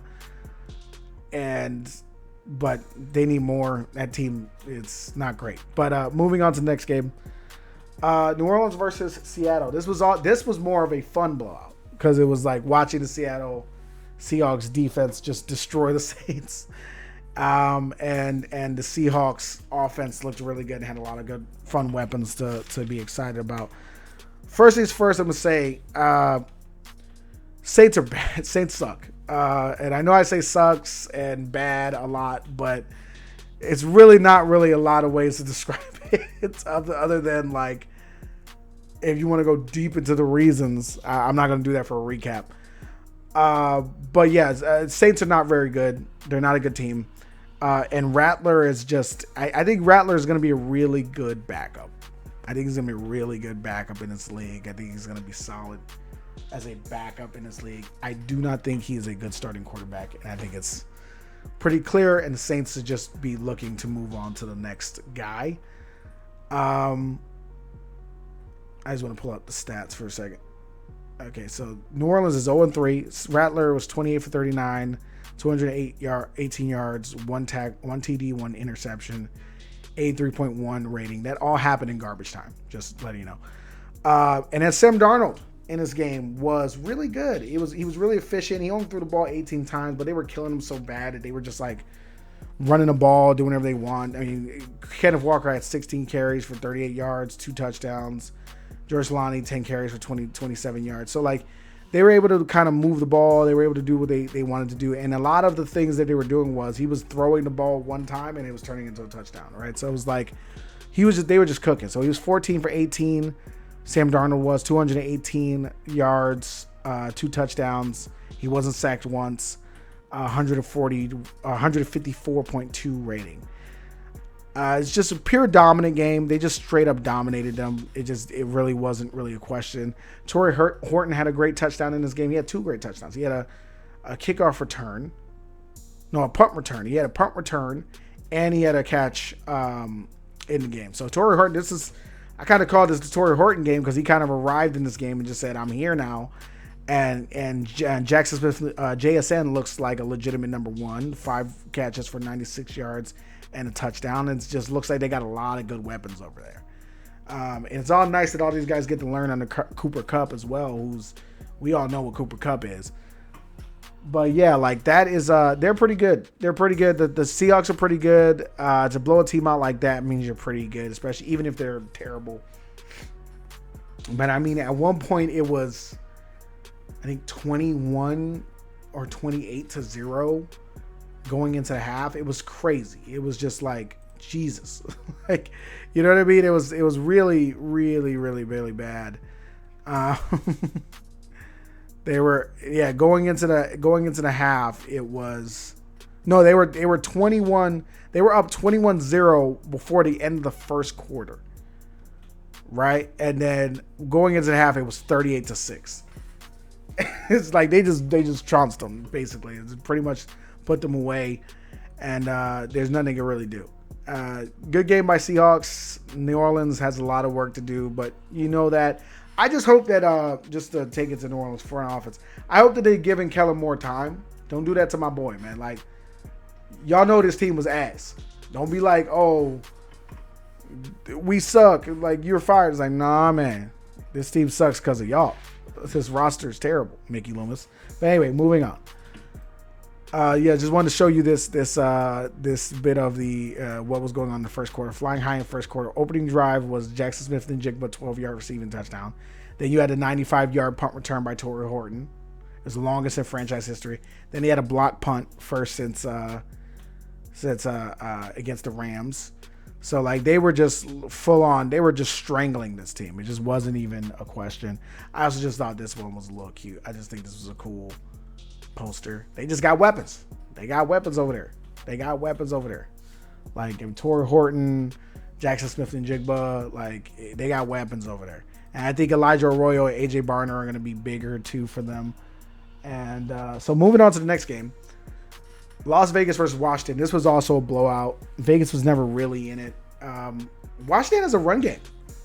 Did y'all know that? Because I did not know that until today. Oh, well, not today, but, when that game happened. They have a serious run game, and they were running all over these guys. Like, it wasn't even a question.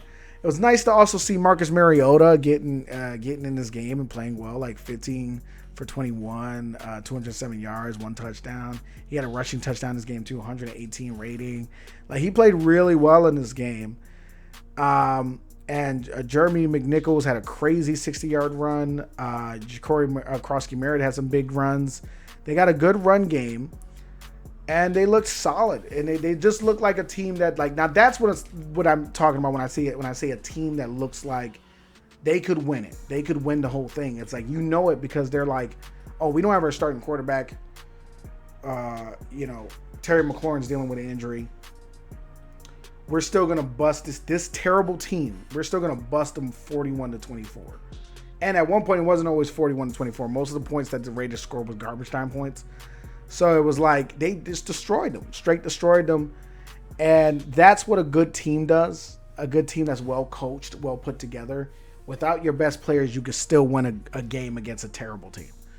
If you're competing, if you're supposed to be good and you can't win against a terrible team even without your best player, that screams like, okay, something's going on. I can understand if there's like a team that's better. If the Washington was playing the Eagles and they couldn't win without Jaden Daniels, that I can understand.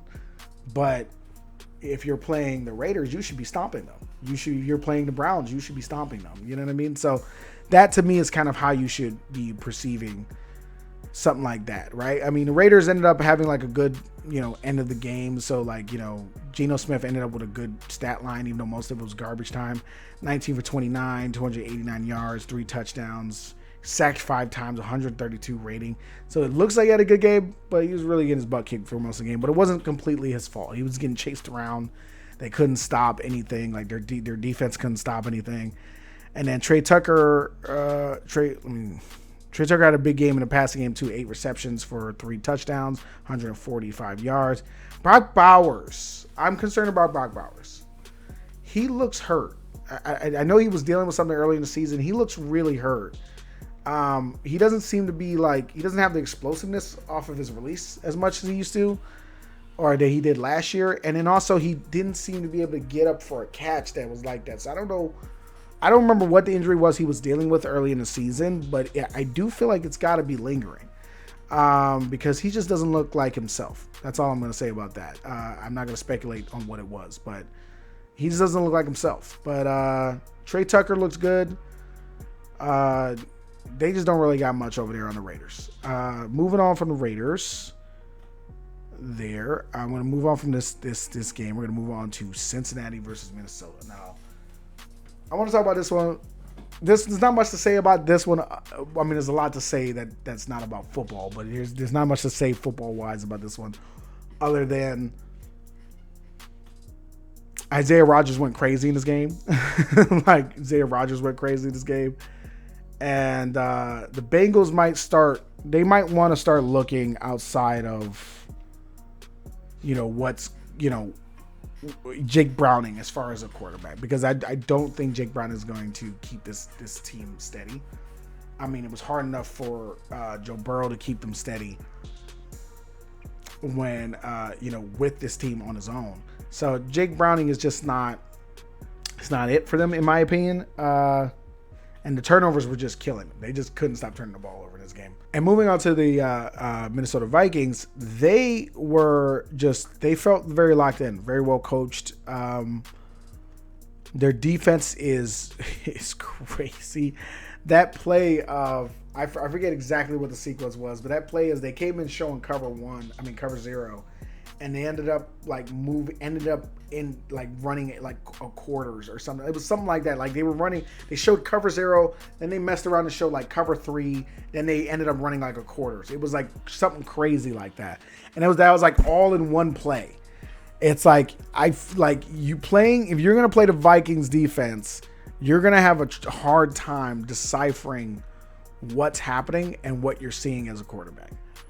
And that's what they want from you at all times. And that's why they're always competitive in games, especially when they don't have their star quarterback or they don't have all this other stuff. They're going to be competitive. And all Carson seems to have to do right now is just hold down the fort. I mean, he didn't even have like a crazy game, but he had a solid, comfortable game. 14 for 20, 173 yards, 2 touchdowns, and 3. He only got sacked 3 times, and he had a rating of 129.8.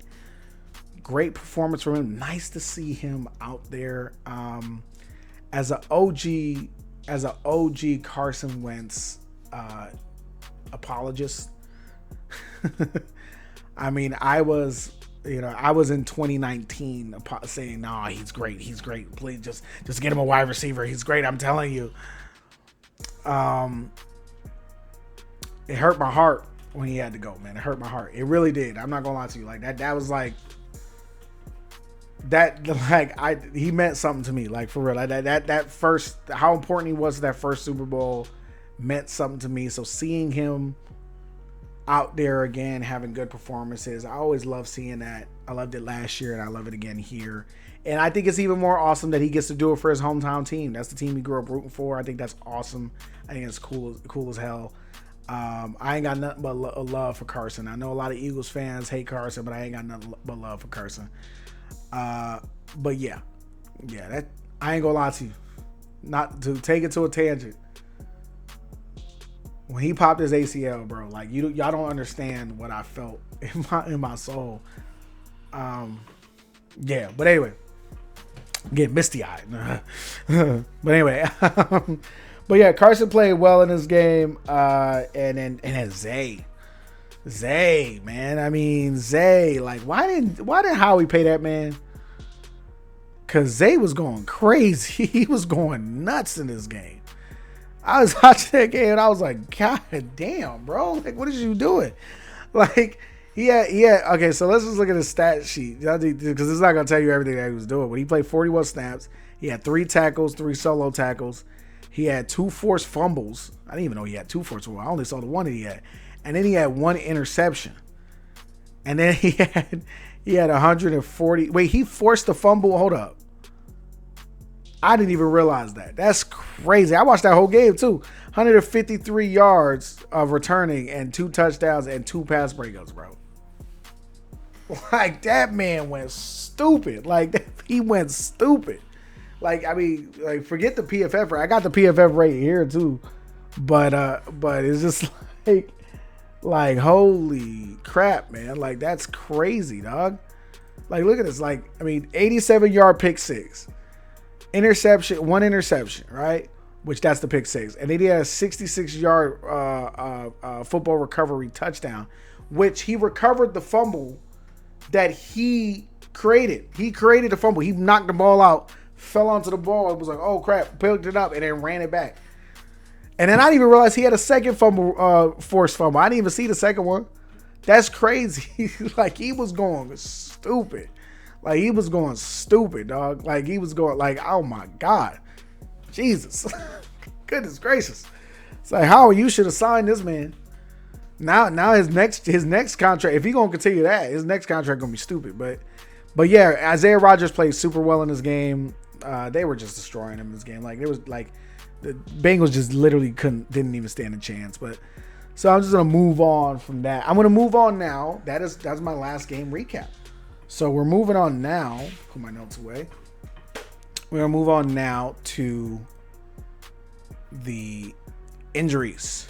Oh no. I forgot about this part. So I'm gonna give a little rant here for my Eagles fans. I need all my Eagles fans to listen up. We're gonna talk. Come talk to me for a second. I'm gonna have this up too while I'm talking about it, because I want y'all to remember this. I want y'all to remember this right here. I want y'all to remember this. Just have that. I'm gonna just have that there. I'll just let y'all see that, because I want to talk directly. Eagles fans, I'm talking directly to y'all, because we gotta listen right now. And this stems from a lot of stuff that's been going on. I need us to, when we sing "No one likes us, we don't care," to actually mean it. We're gonna have to start meaning it, because we can't keep being this insecure about this team, bro. I mean, look at that. 17-0. 17-0. Look at the stat. We can't keep fighting with these people. I'm about to go on a rant with y'all. We can't keep fighting with these people. They're going to say what they want about everything. That's what they're going to do. They're going to say what they want about everything. That's what they're going to do. They're going to sit here. They got 20 or something shows a year to put on. They're going to say he sucks. They're going to say Jalen Hurts is not as good. They're going to say our team is not as good. They're going to find every single angle. And because they know that Eagles fans respond more to negativity than we respond to positivity. We don't respond when somebody says that we're good. We respond when somebody says we're bad. So it's like when somebody says Eagles fans are dummies or weird or too overpassionate, whatever they say, we freak out. We get mad, call them dumb. We say a joke, right? We make fun of them. We're good at talking mess, right? We're really good at playing the dozens. But we gotta be better at really meaning it when we say no one likes us, we don't care. Don't care. Because right now, y'all are ruining what I would call the golden age of Philadelphia Eagles football. Like, we are in a golden age, bro. We have seen 52 years. 52 years. 5-2. 52 years, bro. That's how long it took for us to win our first Super Bowl. 52 years. And in the last 7, they've played in 3, and they've won 2.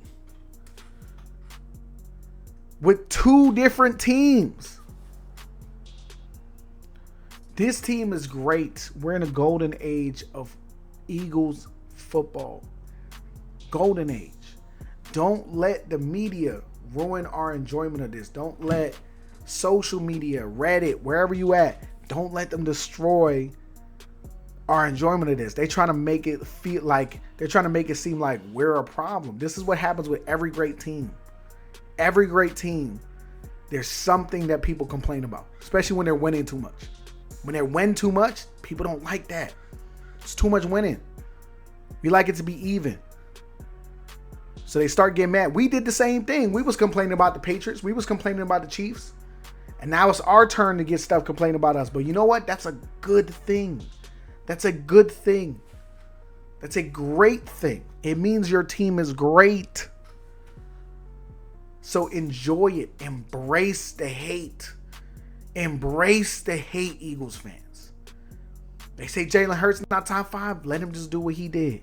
209 yards, 3 touchdowns, 71% completion percentage in the second half. Ended up with a win. 17-0 in the last 17 games. 19-1 in the last games that Jalen Hurts, AJ Brown Devontae Smith had finished. We are in a golden age. Just enjoy it. Because when it's gone, we don't want to say we spent all that time arguing with everybody on trying to convince them that our team is great. Our team is great. We already know it is. We don't need permission from the rest of the league that's trying to get rid of a play that they don't need to get rid of. We don't need permission from online groups telling us what we're supposed to be doing. We don't need permission from them. Just enjoy our team. Let them be salty. Let them come up with excuses for why their team lost. Let them do all of that nonsense and that bull crap, because that's what they're going to do. That's what they did with the Chiefs. That's what they did with the Patriots. And if you're a basketball fan, that's what they did with the Warriors. That's what they did with the Lakers. They do it with every great dynasty. We are not a dynasty yet, but they have the makings of one right now. They're building it. They're building it out. Will it be a dynasty? We'll see. But just enjoy it. That's why you enjoy it, because you never know. You never know. The Eagles could never win another one again. Just enjoy it. All right? Stop spending so much time arguing with people online.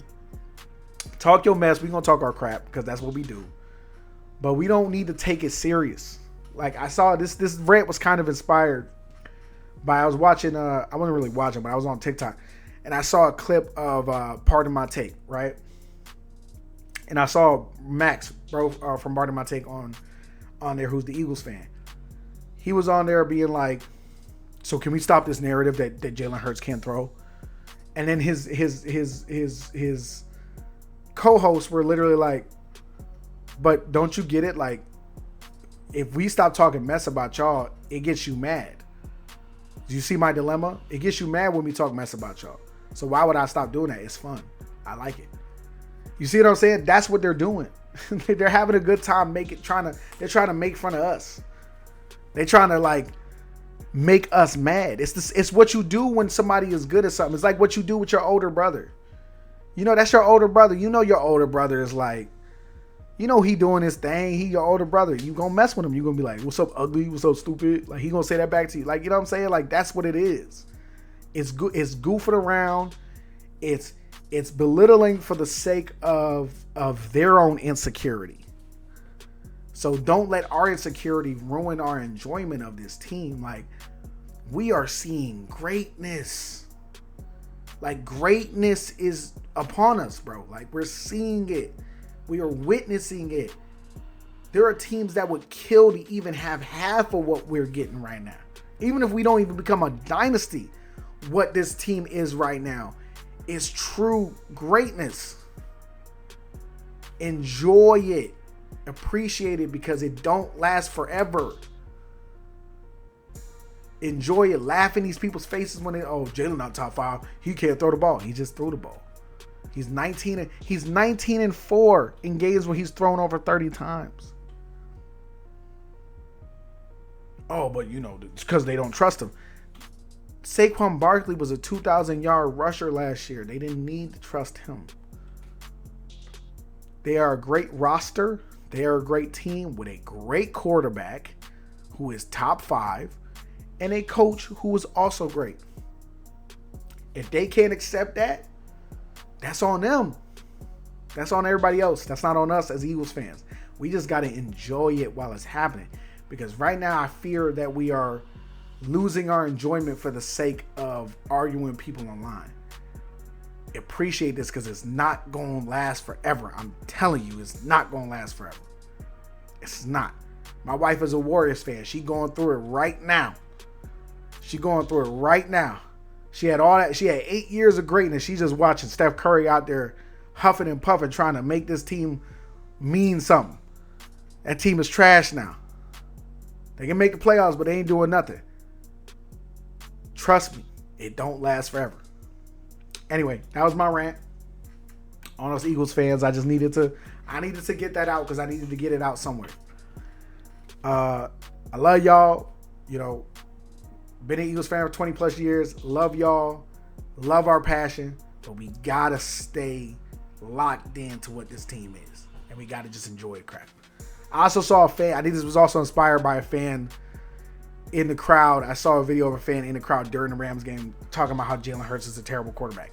I'm like, you're an Eagles fan. You shouldn't even be saying that. Just enjoy what you're seeing. Shut up. Anyway, moving on. Moving on to the next part. So the next part we're gonna talk about, and we gonna get the Jalen Hurts beat right out the way. So we gonna focus on injuries now. This was a big week for injuries, man. And they're still rolling in. I mean, I had to add one as I was preparing to start doing this podcast. I had to add one. So, but I'm gonna start here with Bosa.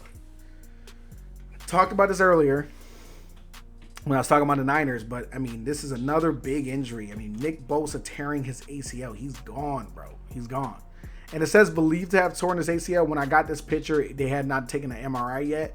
It has been official. He's torn his ACL, right? So he's gone for the season. And it's terrible. Just terrible. Just really horrible.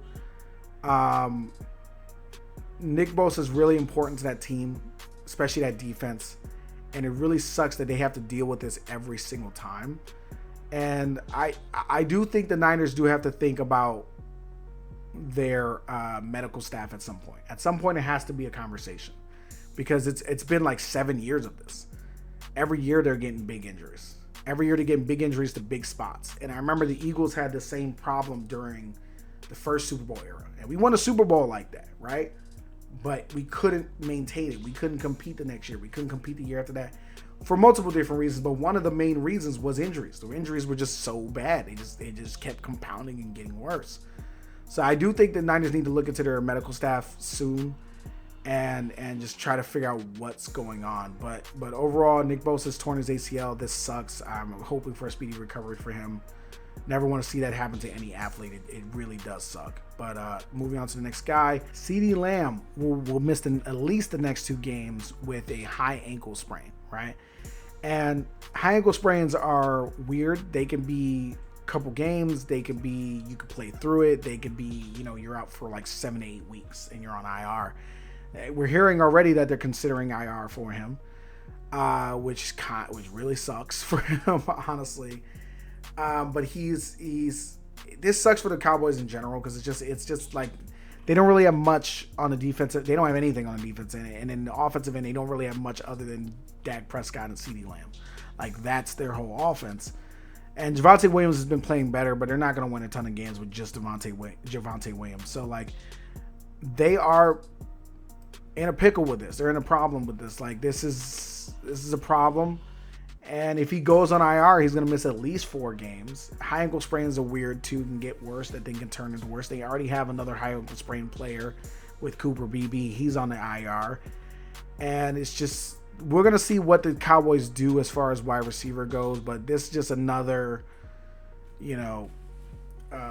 turd in the punch bowl for the Cowboys here. They've already been having a bad season, bad start. It's just another bad thing to deal with. But anyway, moving on to Mike Evans. He's expected to miss a few weeks. I think he's already been confirmed to miss the Eagles game, which I never root for injury. But as an Eagles fan, I'm like, because every time we play him, he be busting our ass. You know what I'm saying? But yeah, this really does suck for him. I hope he does have a speedy recovery. He's a really good player. Like he's one of the most underrated wide receivers in the NFL. Like he's been consistent his whole career. So I hope it's only a few weeks. I hope he doesn't have to stay out for longer. But they'll get him back in like a few. And I think they said he's gonna be out for at least 2 weeks. A few weeks, could be 3 weeks, could be 4 weeks, could be a lot of different things. But it's with a hamstring injury as well. So like he's. This kind of sucks too because hamstrings are weird. They're also kind of like the high ankle sprain where it's like, it could be you could be play through it. Could be a week, could be a couple weeks. If it's really bad, it could be 6 games. It's something that he has to figure out. If it's really, really bad, you could be out for the season. Like hamstring injuries are all over the place. But if it's only expected to miss a few weeks, hopefully he comes back strong, better than ever. They just got to get healthy over there in the Buccaneers. I feel like if they get healthy, they're going to be a really hard team to beat. And they're already a hard team to beat without being fully healthy. So we'll see. And on to the next injury. This one made me sad. They're all sad, but this one made me really sad. But out for the season, Najee Harris, he popped his Achilles. He did that during game. Like there's literal play where he just was running and then literally just his entire just calf just looked like it exploded, right? So he's out for the season. Has been confirmed as an Achilles injury. So that's even less of a running game that they have over there, which is a concern for me for the Chargers already. I've already had the concern, but I'm really just hoping for a speedy recovery for Najee Harris. I like that kid. He's a good kid. He's a Bay Area kid. I live in the Bay Area. I've heard a lot about his story. He's a good dude, and I hope he gets real healthy. Next injury is James Conner out indefinitely. I forgot what his injury was. Hang on.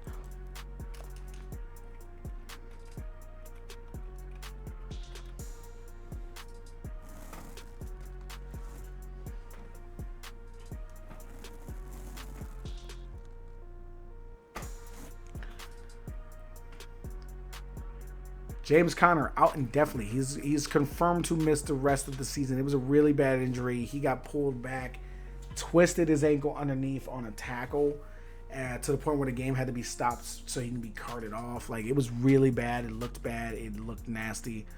I'm hoping for a speedy recovery from them. This also sucks because he was a really important part to their run game. They weren't really getting much else. Hopefully Trey Benson can step in and be good for them, but we'll see. This a really nasty injury and for him, and it was gruesome. I hope he comes back better than ever, but we'll see. Next injury, Nolan Smith. This one sidetracked me. I don't even know where he got hurt, but apparently he tweaked something in his tricep, which that's a consistent, not tricep, his bicep. That's a consistent injury that he's had, and he also tore it in the in the Super Bowl. I don't know why I was blanking on Super Bowl. but he tore it in the Super Bowl, and he has had surgery on it. He ended up starting training camp later, and now he's tweaked something else in it. So he's going to go on injured reserve, which means he's going to miss at least 4 weeks.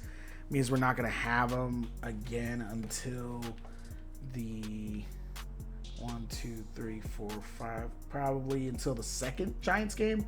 Well, they said they were actually hoping for him to be back. They said they were actually hoping for him to be back around like the week 9 bye or something. So we'll see if he gets there. So maybe he's not going to be back until the bye, but at least 4 weeks he's got to be out, right? So we'll see with that. Hopefully a speedy recovery. He's a good player. He's one of our best He's one of our best run defenders from the edge position. So we already are struggling to stop the run anyway. It's gonna be a problem. It's concerning. Hopefully Azeez Ojulari and Agbu Okwankwo can come in and step in for him and be good. As a fan, I'm saying that, and also as a fan of football. So moving on to another bit of news. Jackson Dart is finally starting. I talked about this a little bit earlier during my conversation about the Chiefs-Giants game.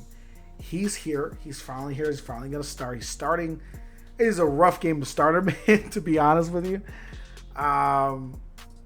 Against the against the Chargers, who I personally, again, think is a very good defense. I think they're going to get very good pressure on them.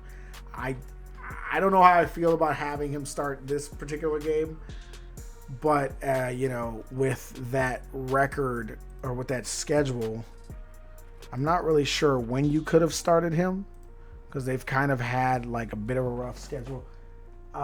They started off with the Commanders, Cowboys, Giants. Personally, I would have had him start the season. There's not any team I can genuinely say that I would have started him against any team, but like Chargers, you got Chargers. Why not wait till the Saints game? You got the Saints, you got the Chargers, then the Saints, then the Eagles. I'd wait till that Saints game. You know what I mean? Like, let him sit. Let Russell Wilson go out there, hurt himself. Well, not hurt himself. We don't want any injury, but like, you know what I mean? Like, kill himself out there when he's over there running around doing a bunch of nothing. But let Russell Wilson do all of that in the Chargers game, getting chased around by Tier Tart and Tuli Peloto and Derwin James and all that. Let him deal with that, and then start him in the Saints game. But anyway, either way, they're starting him against the Chargers. It's better to just get him out there now. People's jobs are at risk, and I know that that's probably the major motivating factor behind this. Is that Dabo does not want to lose his job, and he does believe in this kid. I like Jackson Dart coming out of college. I don't know if I thought it. I definitely didn't think he was a first round pick, but we'll see. He looks really good in the preseason game. We'll see if he's ready to play an NFL game. I think he's gonna be solid. At least I think it'd be better for Malik Neighbors. I think he's gonna be better than Russell Wilson, but it's not really saying much. I don't know if he's gonna give you that like raw arm strength that Russell Wilson has. But I like the kid. He said Jalen Hurts was his favorite quarterback to watch. So I like it. But anyway, moving on to my power rankings. My power rankings, right?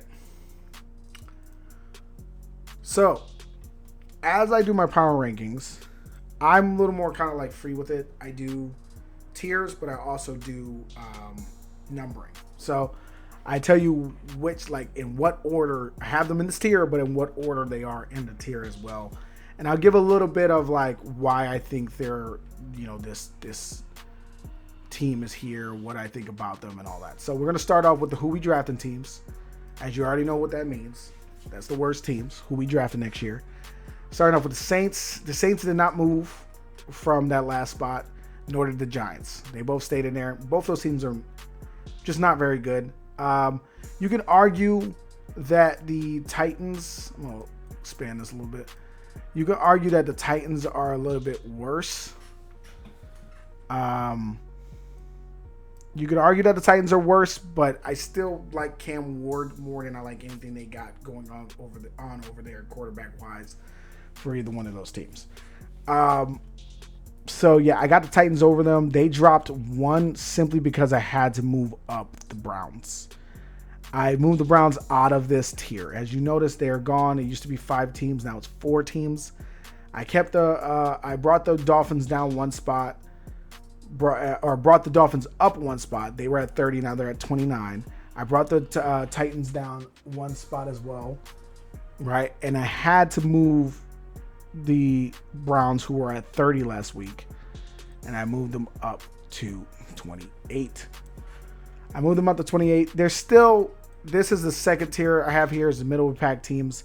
They're still a middle of the pack team. I mean, they're still not a good team, and they're still the worst of the middle of the pack teams, but they feel more like a team that can probably sneak out a few wins in places that you're not expecting.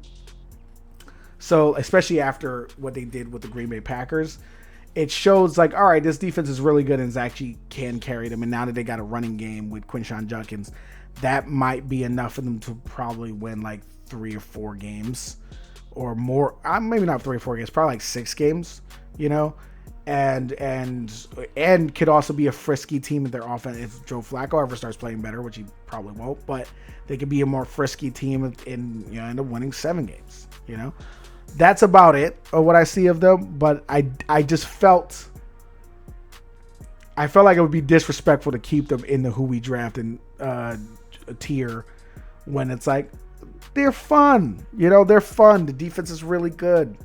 The defense is a little bit more fun. They're having a good time.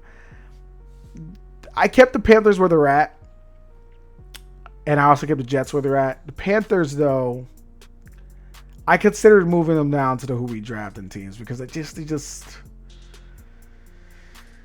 I want to believe in them more. I still want to believe in Bryce Young, but it just feels like they're going to be one of the worst teams in the league. And I want to believe in them more, so I don't want to put them further down yet. But at the same time, it might be time next week. We'll see what happens. They're playing the Patriots. So, that's going to be an interesting conversation. That's going to be an interesting game. We'll see what goes on there. The Jets, I kept them where they're at because they're still not very good.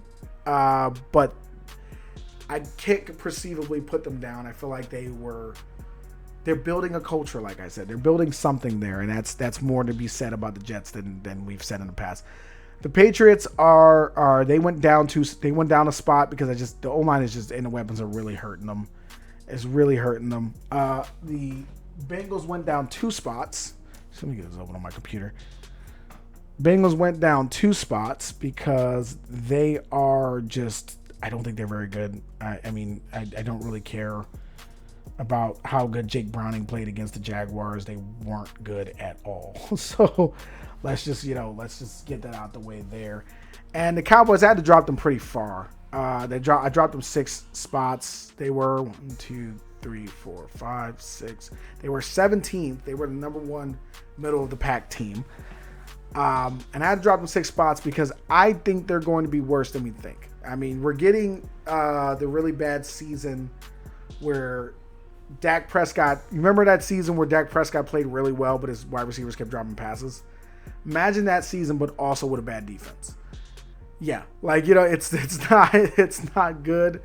It's not good for them, and I just think they're really not good, man. They're gonna struggle. They're gonna continue to struggle. They got I'm trying to remember who they're playing next week. They are playing the Packers next week. Forgot they're playing the Packers. It's just going to get worse from here, man. It's going to get worse from here. The Raiders went down 1 because Pete Carroll's showing his age. He didn't look very good in this game as a coach. Geno Smith, I still to this day do not understand what people see in Geno Smith. I don't get it. It's not for me. And their defense is terrible as well. But going on to the Jags, I brought them up 3 spots because I thought their offense looked rough, but the fact that they still won that game and the fact that they're still 2-1, it showed like they're still good. They're still good and they still have a lot to do. And yes, I know the Bengals beat them, so why are they above the Bengals? But I think the Jags are a better overall team. I think they have the makings and the answers to be a better team than what they've been so far. All right. So that's kind of where I'm like, all right, bring them up a little bit. They got a running game. I think their defense is a lot better than people are realizing.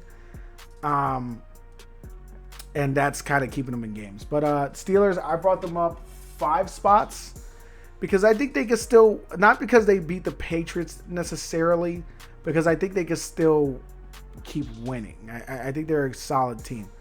Actually, hold up. I think I did that wrong. Didn't I do that wrong? Actually, I brought them on 1 spot. Yeah, I'm tripping. I brought them on 1 spot because they were in 21 last week. So I brought them up 1 spot because I was like, just bringing them up. 5 spots was like, they weren't 5 spots. That was a mistake by me. Sorry. But they brought them up 1 spot, and they played well in that Patriots game, well enough to win. Their defense is really good, and you can't count out Mike Tomlin. And they are like the poster child for middle of the pack teams. So you know what I mean. So I think that's kind of what they are. I brought the Falcons down 2 spots. I'm concerned about their offense. Besides Bijan Robinson, I'm very concerned about their offense. Michael Penix looked really bad. We got to see more out of them. Their defense also got 30 points put on them by the Panthers, so that's a problem. Their defense, I think, is still good, but they're so young, and so they're learning. The Bears, I brought them up 1 spot. I brought them up more than 1 spot. I brought them up because they were at 25, so I brought them up 1, 2, 3, 4, 5, 6, 7. I brought them up 7 spots.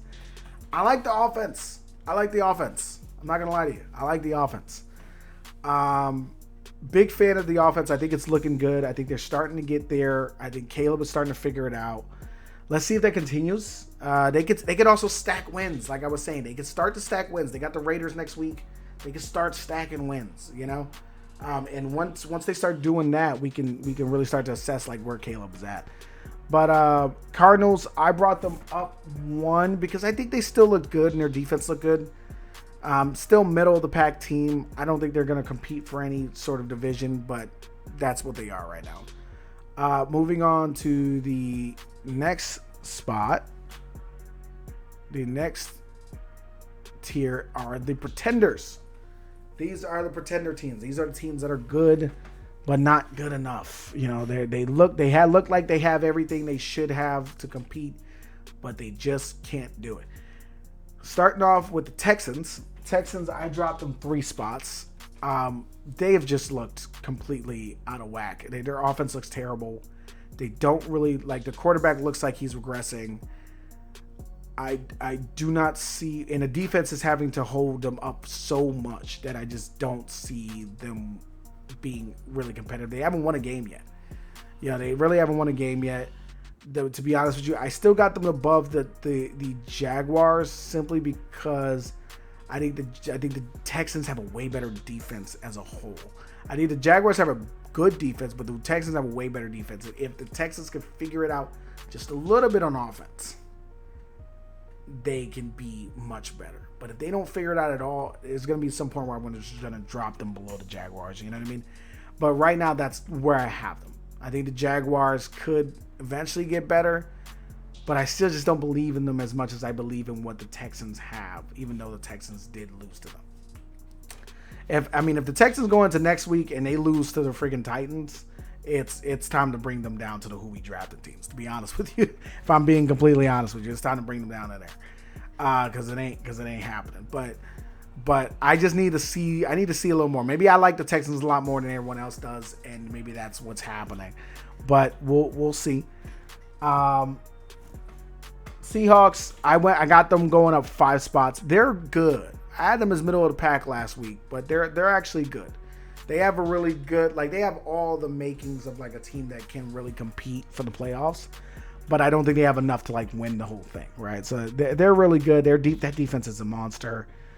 Sam Darnold's been playing super well. I think they're quite good. I left the Broncos where they're at because the Broncos still we're getting the same game from the Broncos.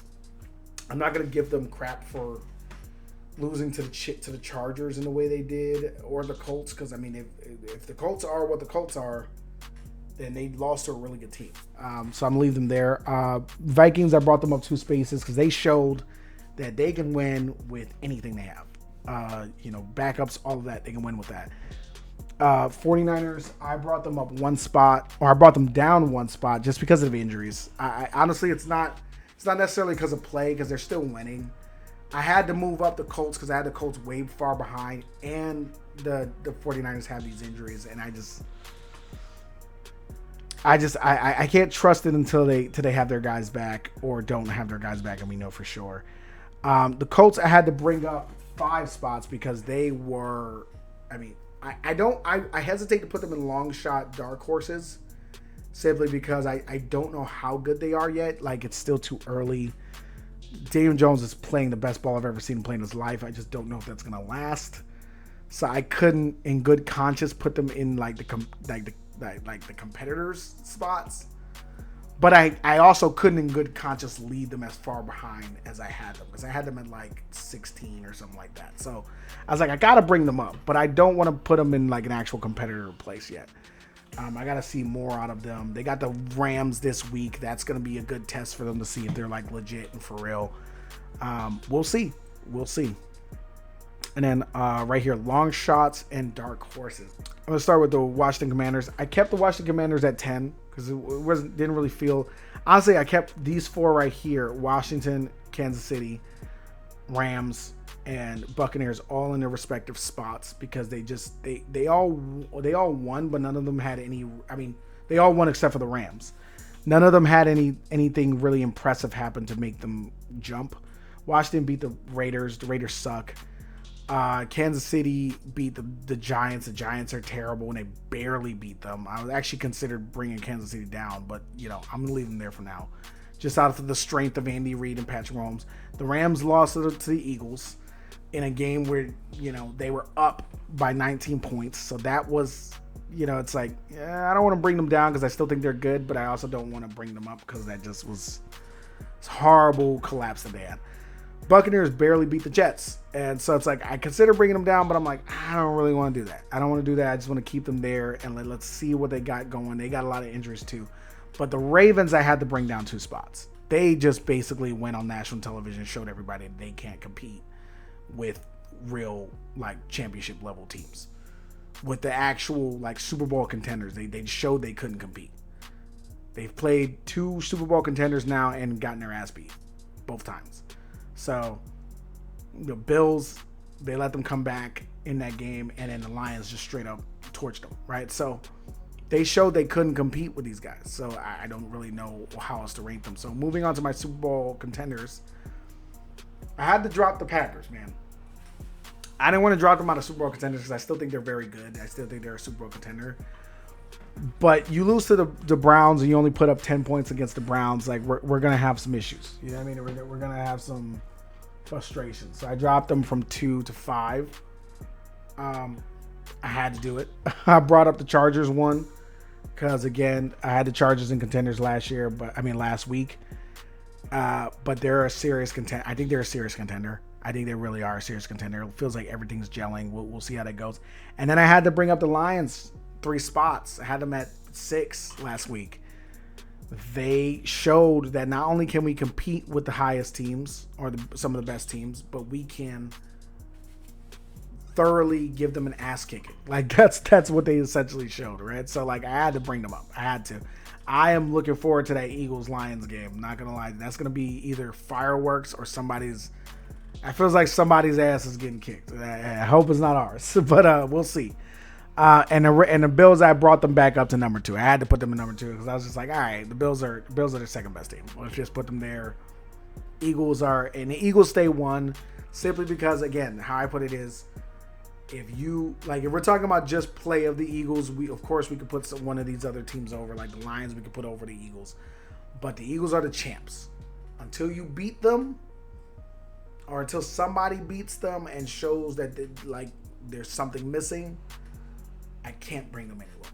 And they basically just showed we're the champs. Not only are we the champs, we are inevitable, right? So these are my full power rankings right here.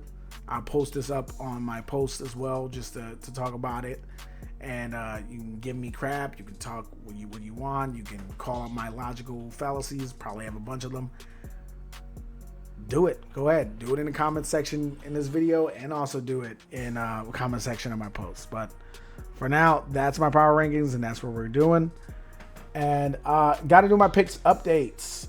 Where am I at right now as far as rankings? So week 3, I had a rough week 3. I ended up being 9-7.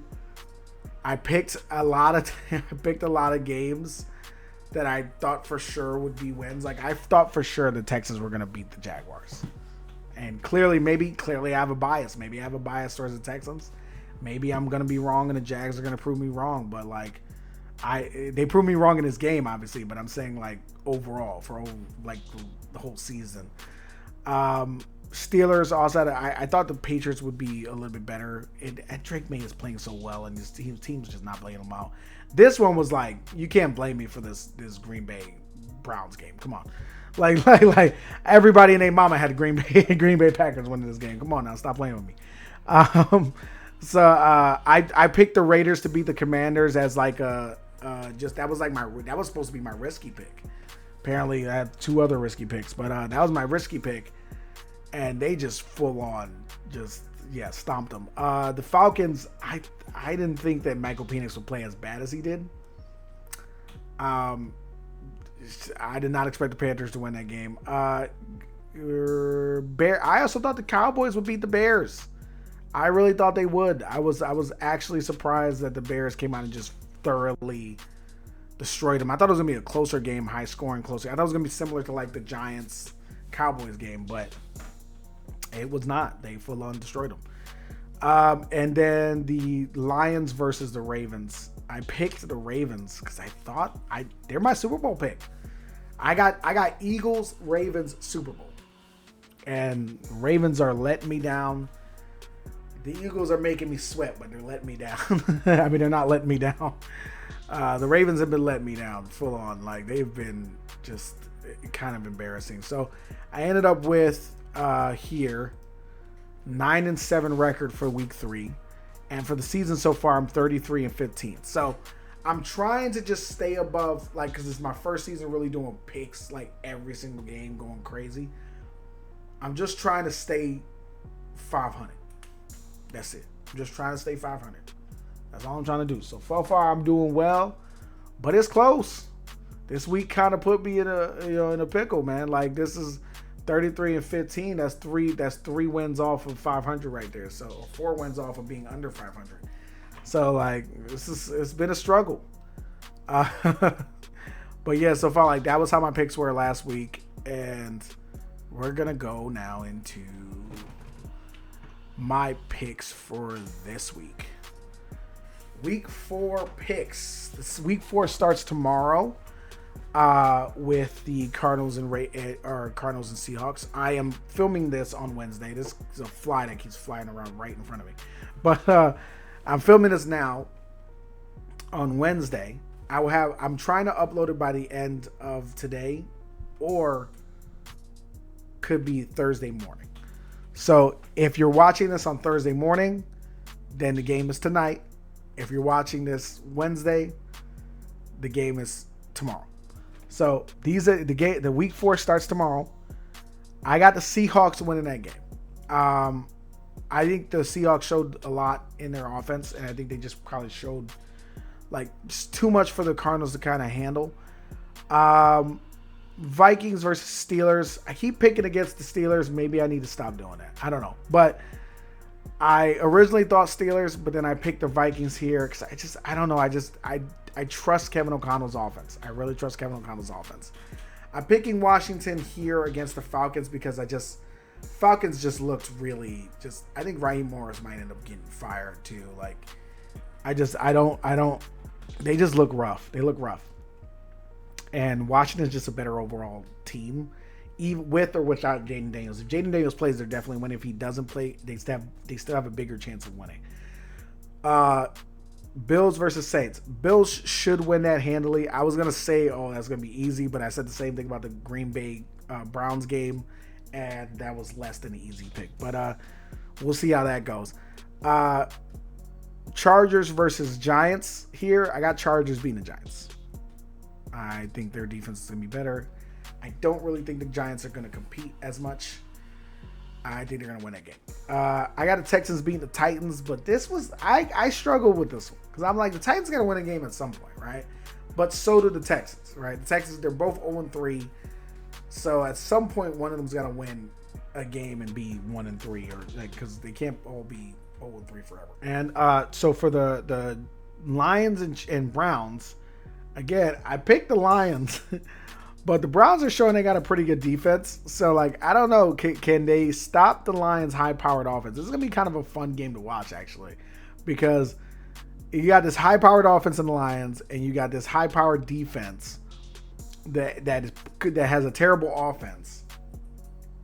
But the Lions kind of have both right now. They don't really have a high-powered defense. Their defense is good, but it's not like, I feel like their defense overachieves. I don't think it's like as well constructed as their offense is, but their defense shows up in moments when they need to, right? So I picked the Lions in that game, but the Browns can give them some work, you know.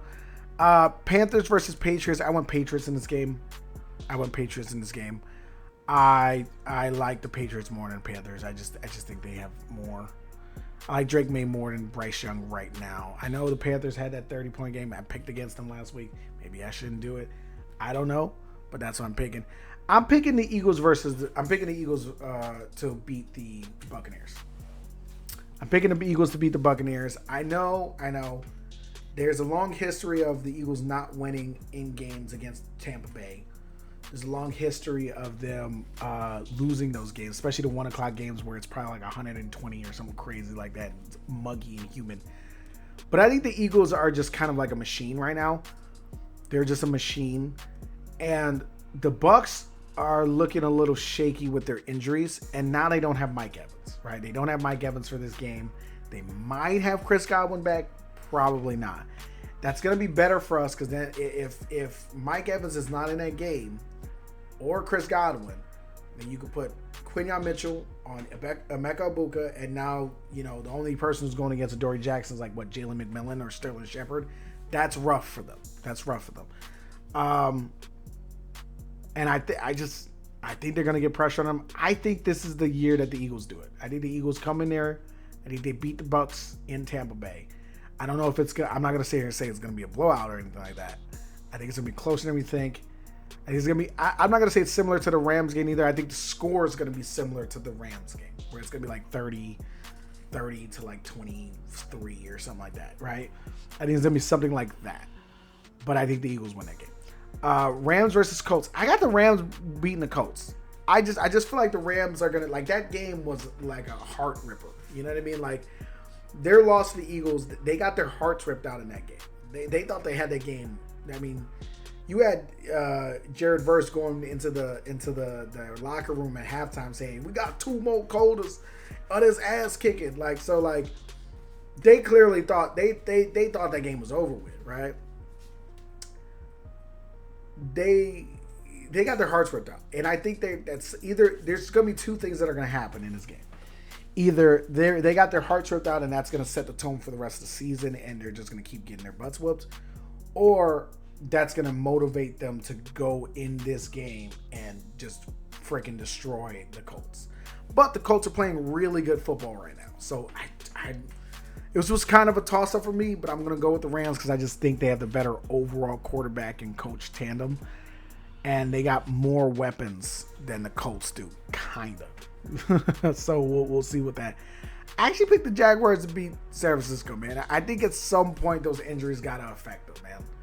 You know what I mean? I think at some point those injuries got to start affecting them. Right? Like, I mean, you lose Nick Bosa now.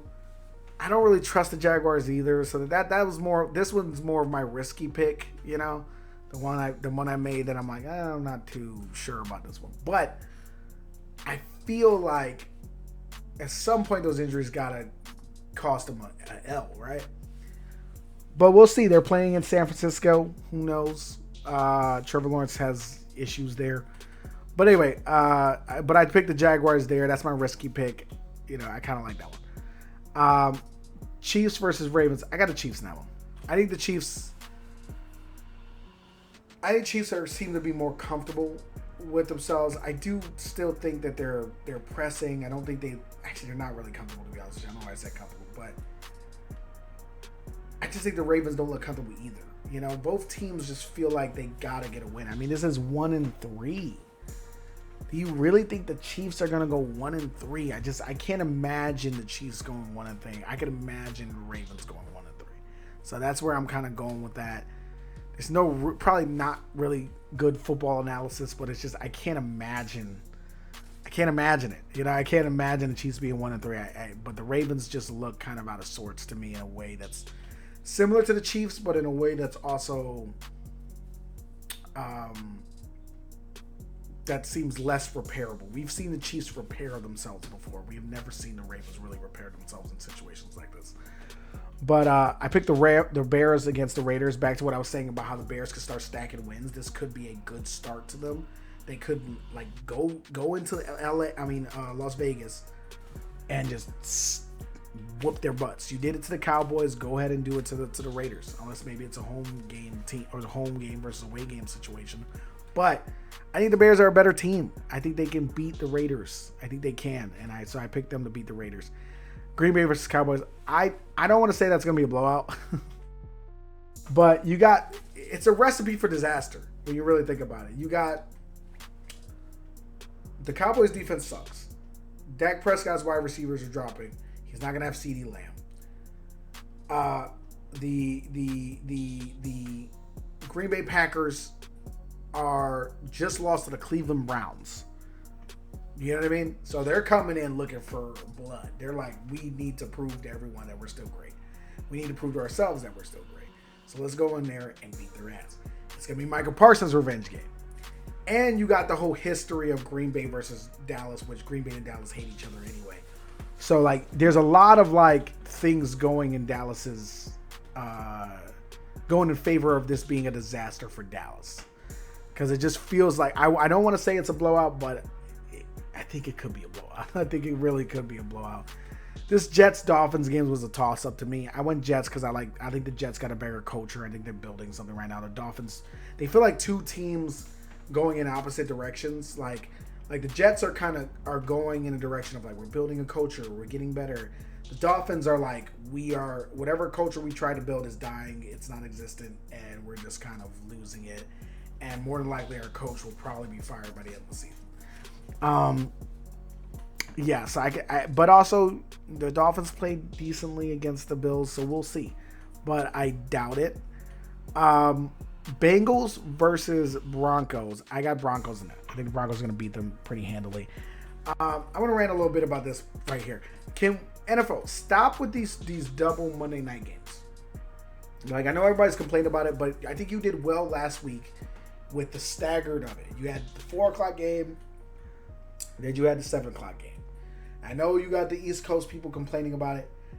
I don't care. I think it's better for, if you're going to do it, if you're going to do Monday Night Football with two games, stagger the games.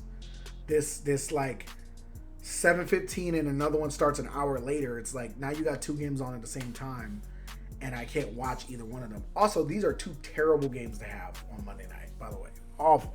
This might be the 2 worst games you have on Monday night all year. But anyway, that's my episode. That is the 3rd episode of Sideline Sickos Sports Podcast. It was a week 3 recap. Stay tuned for more. If you made it to the end of the pod, I would like to say thank you so much for your time and your view. And if you hadn't made it to the end of the pod, thank you for whatever the 5 seconds you gave me. I appreciate it.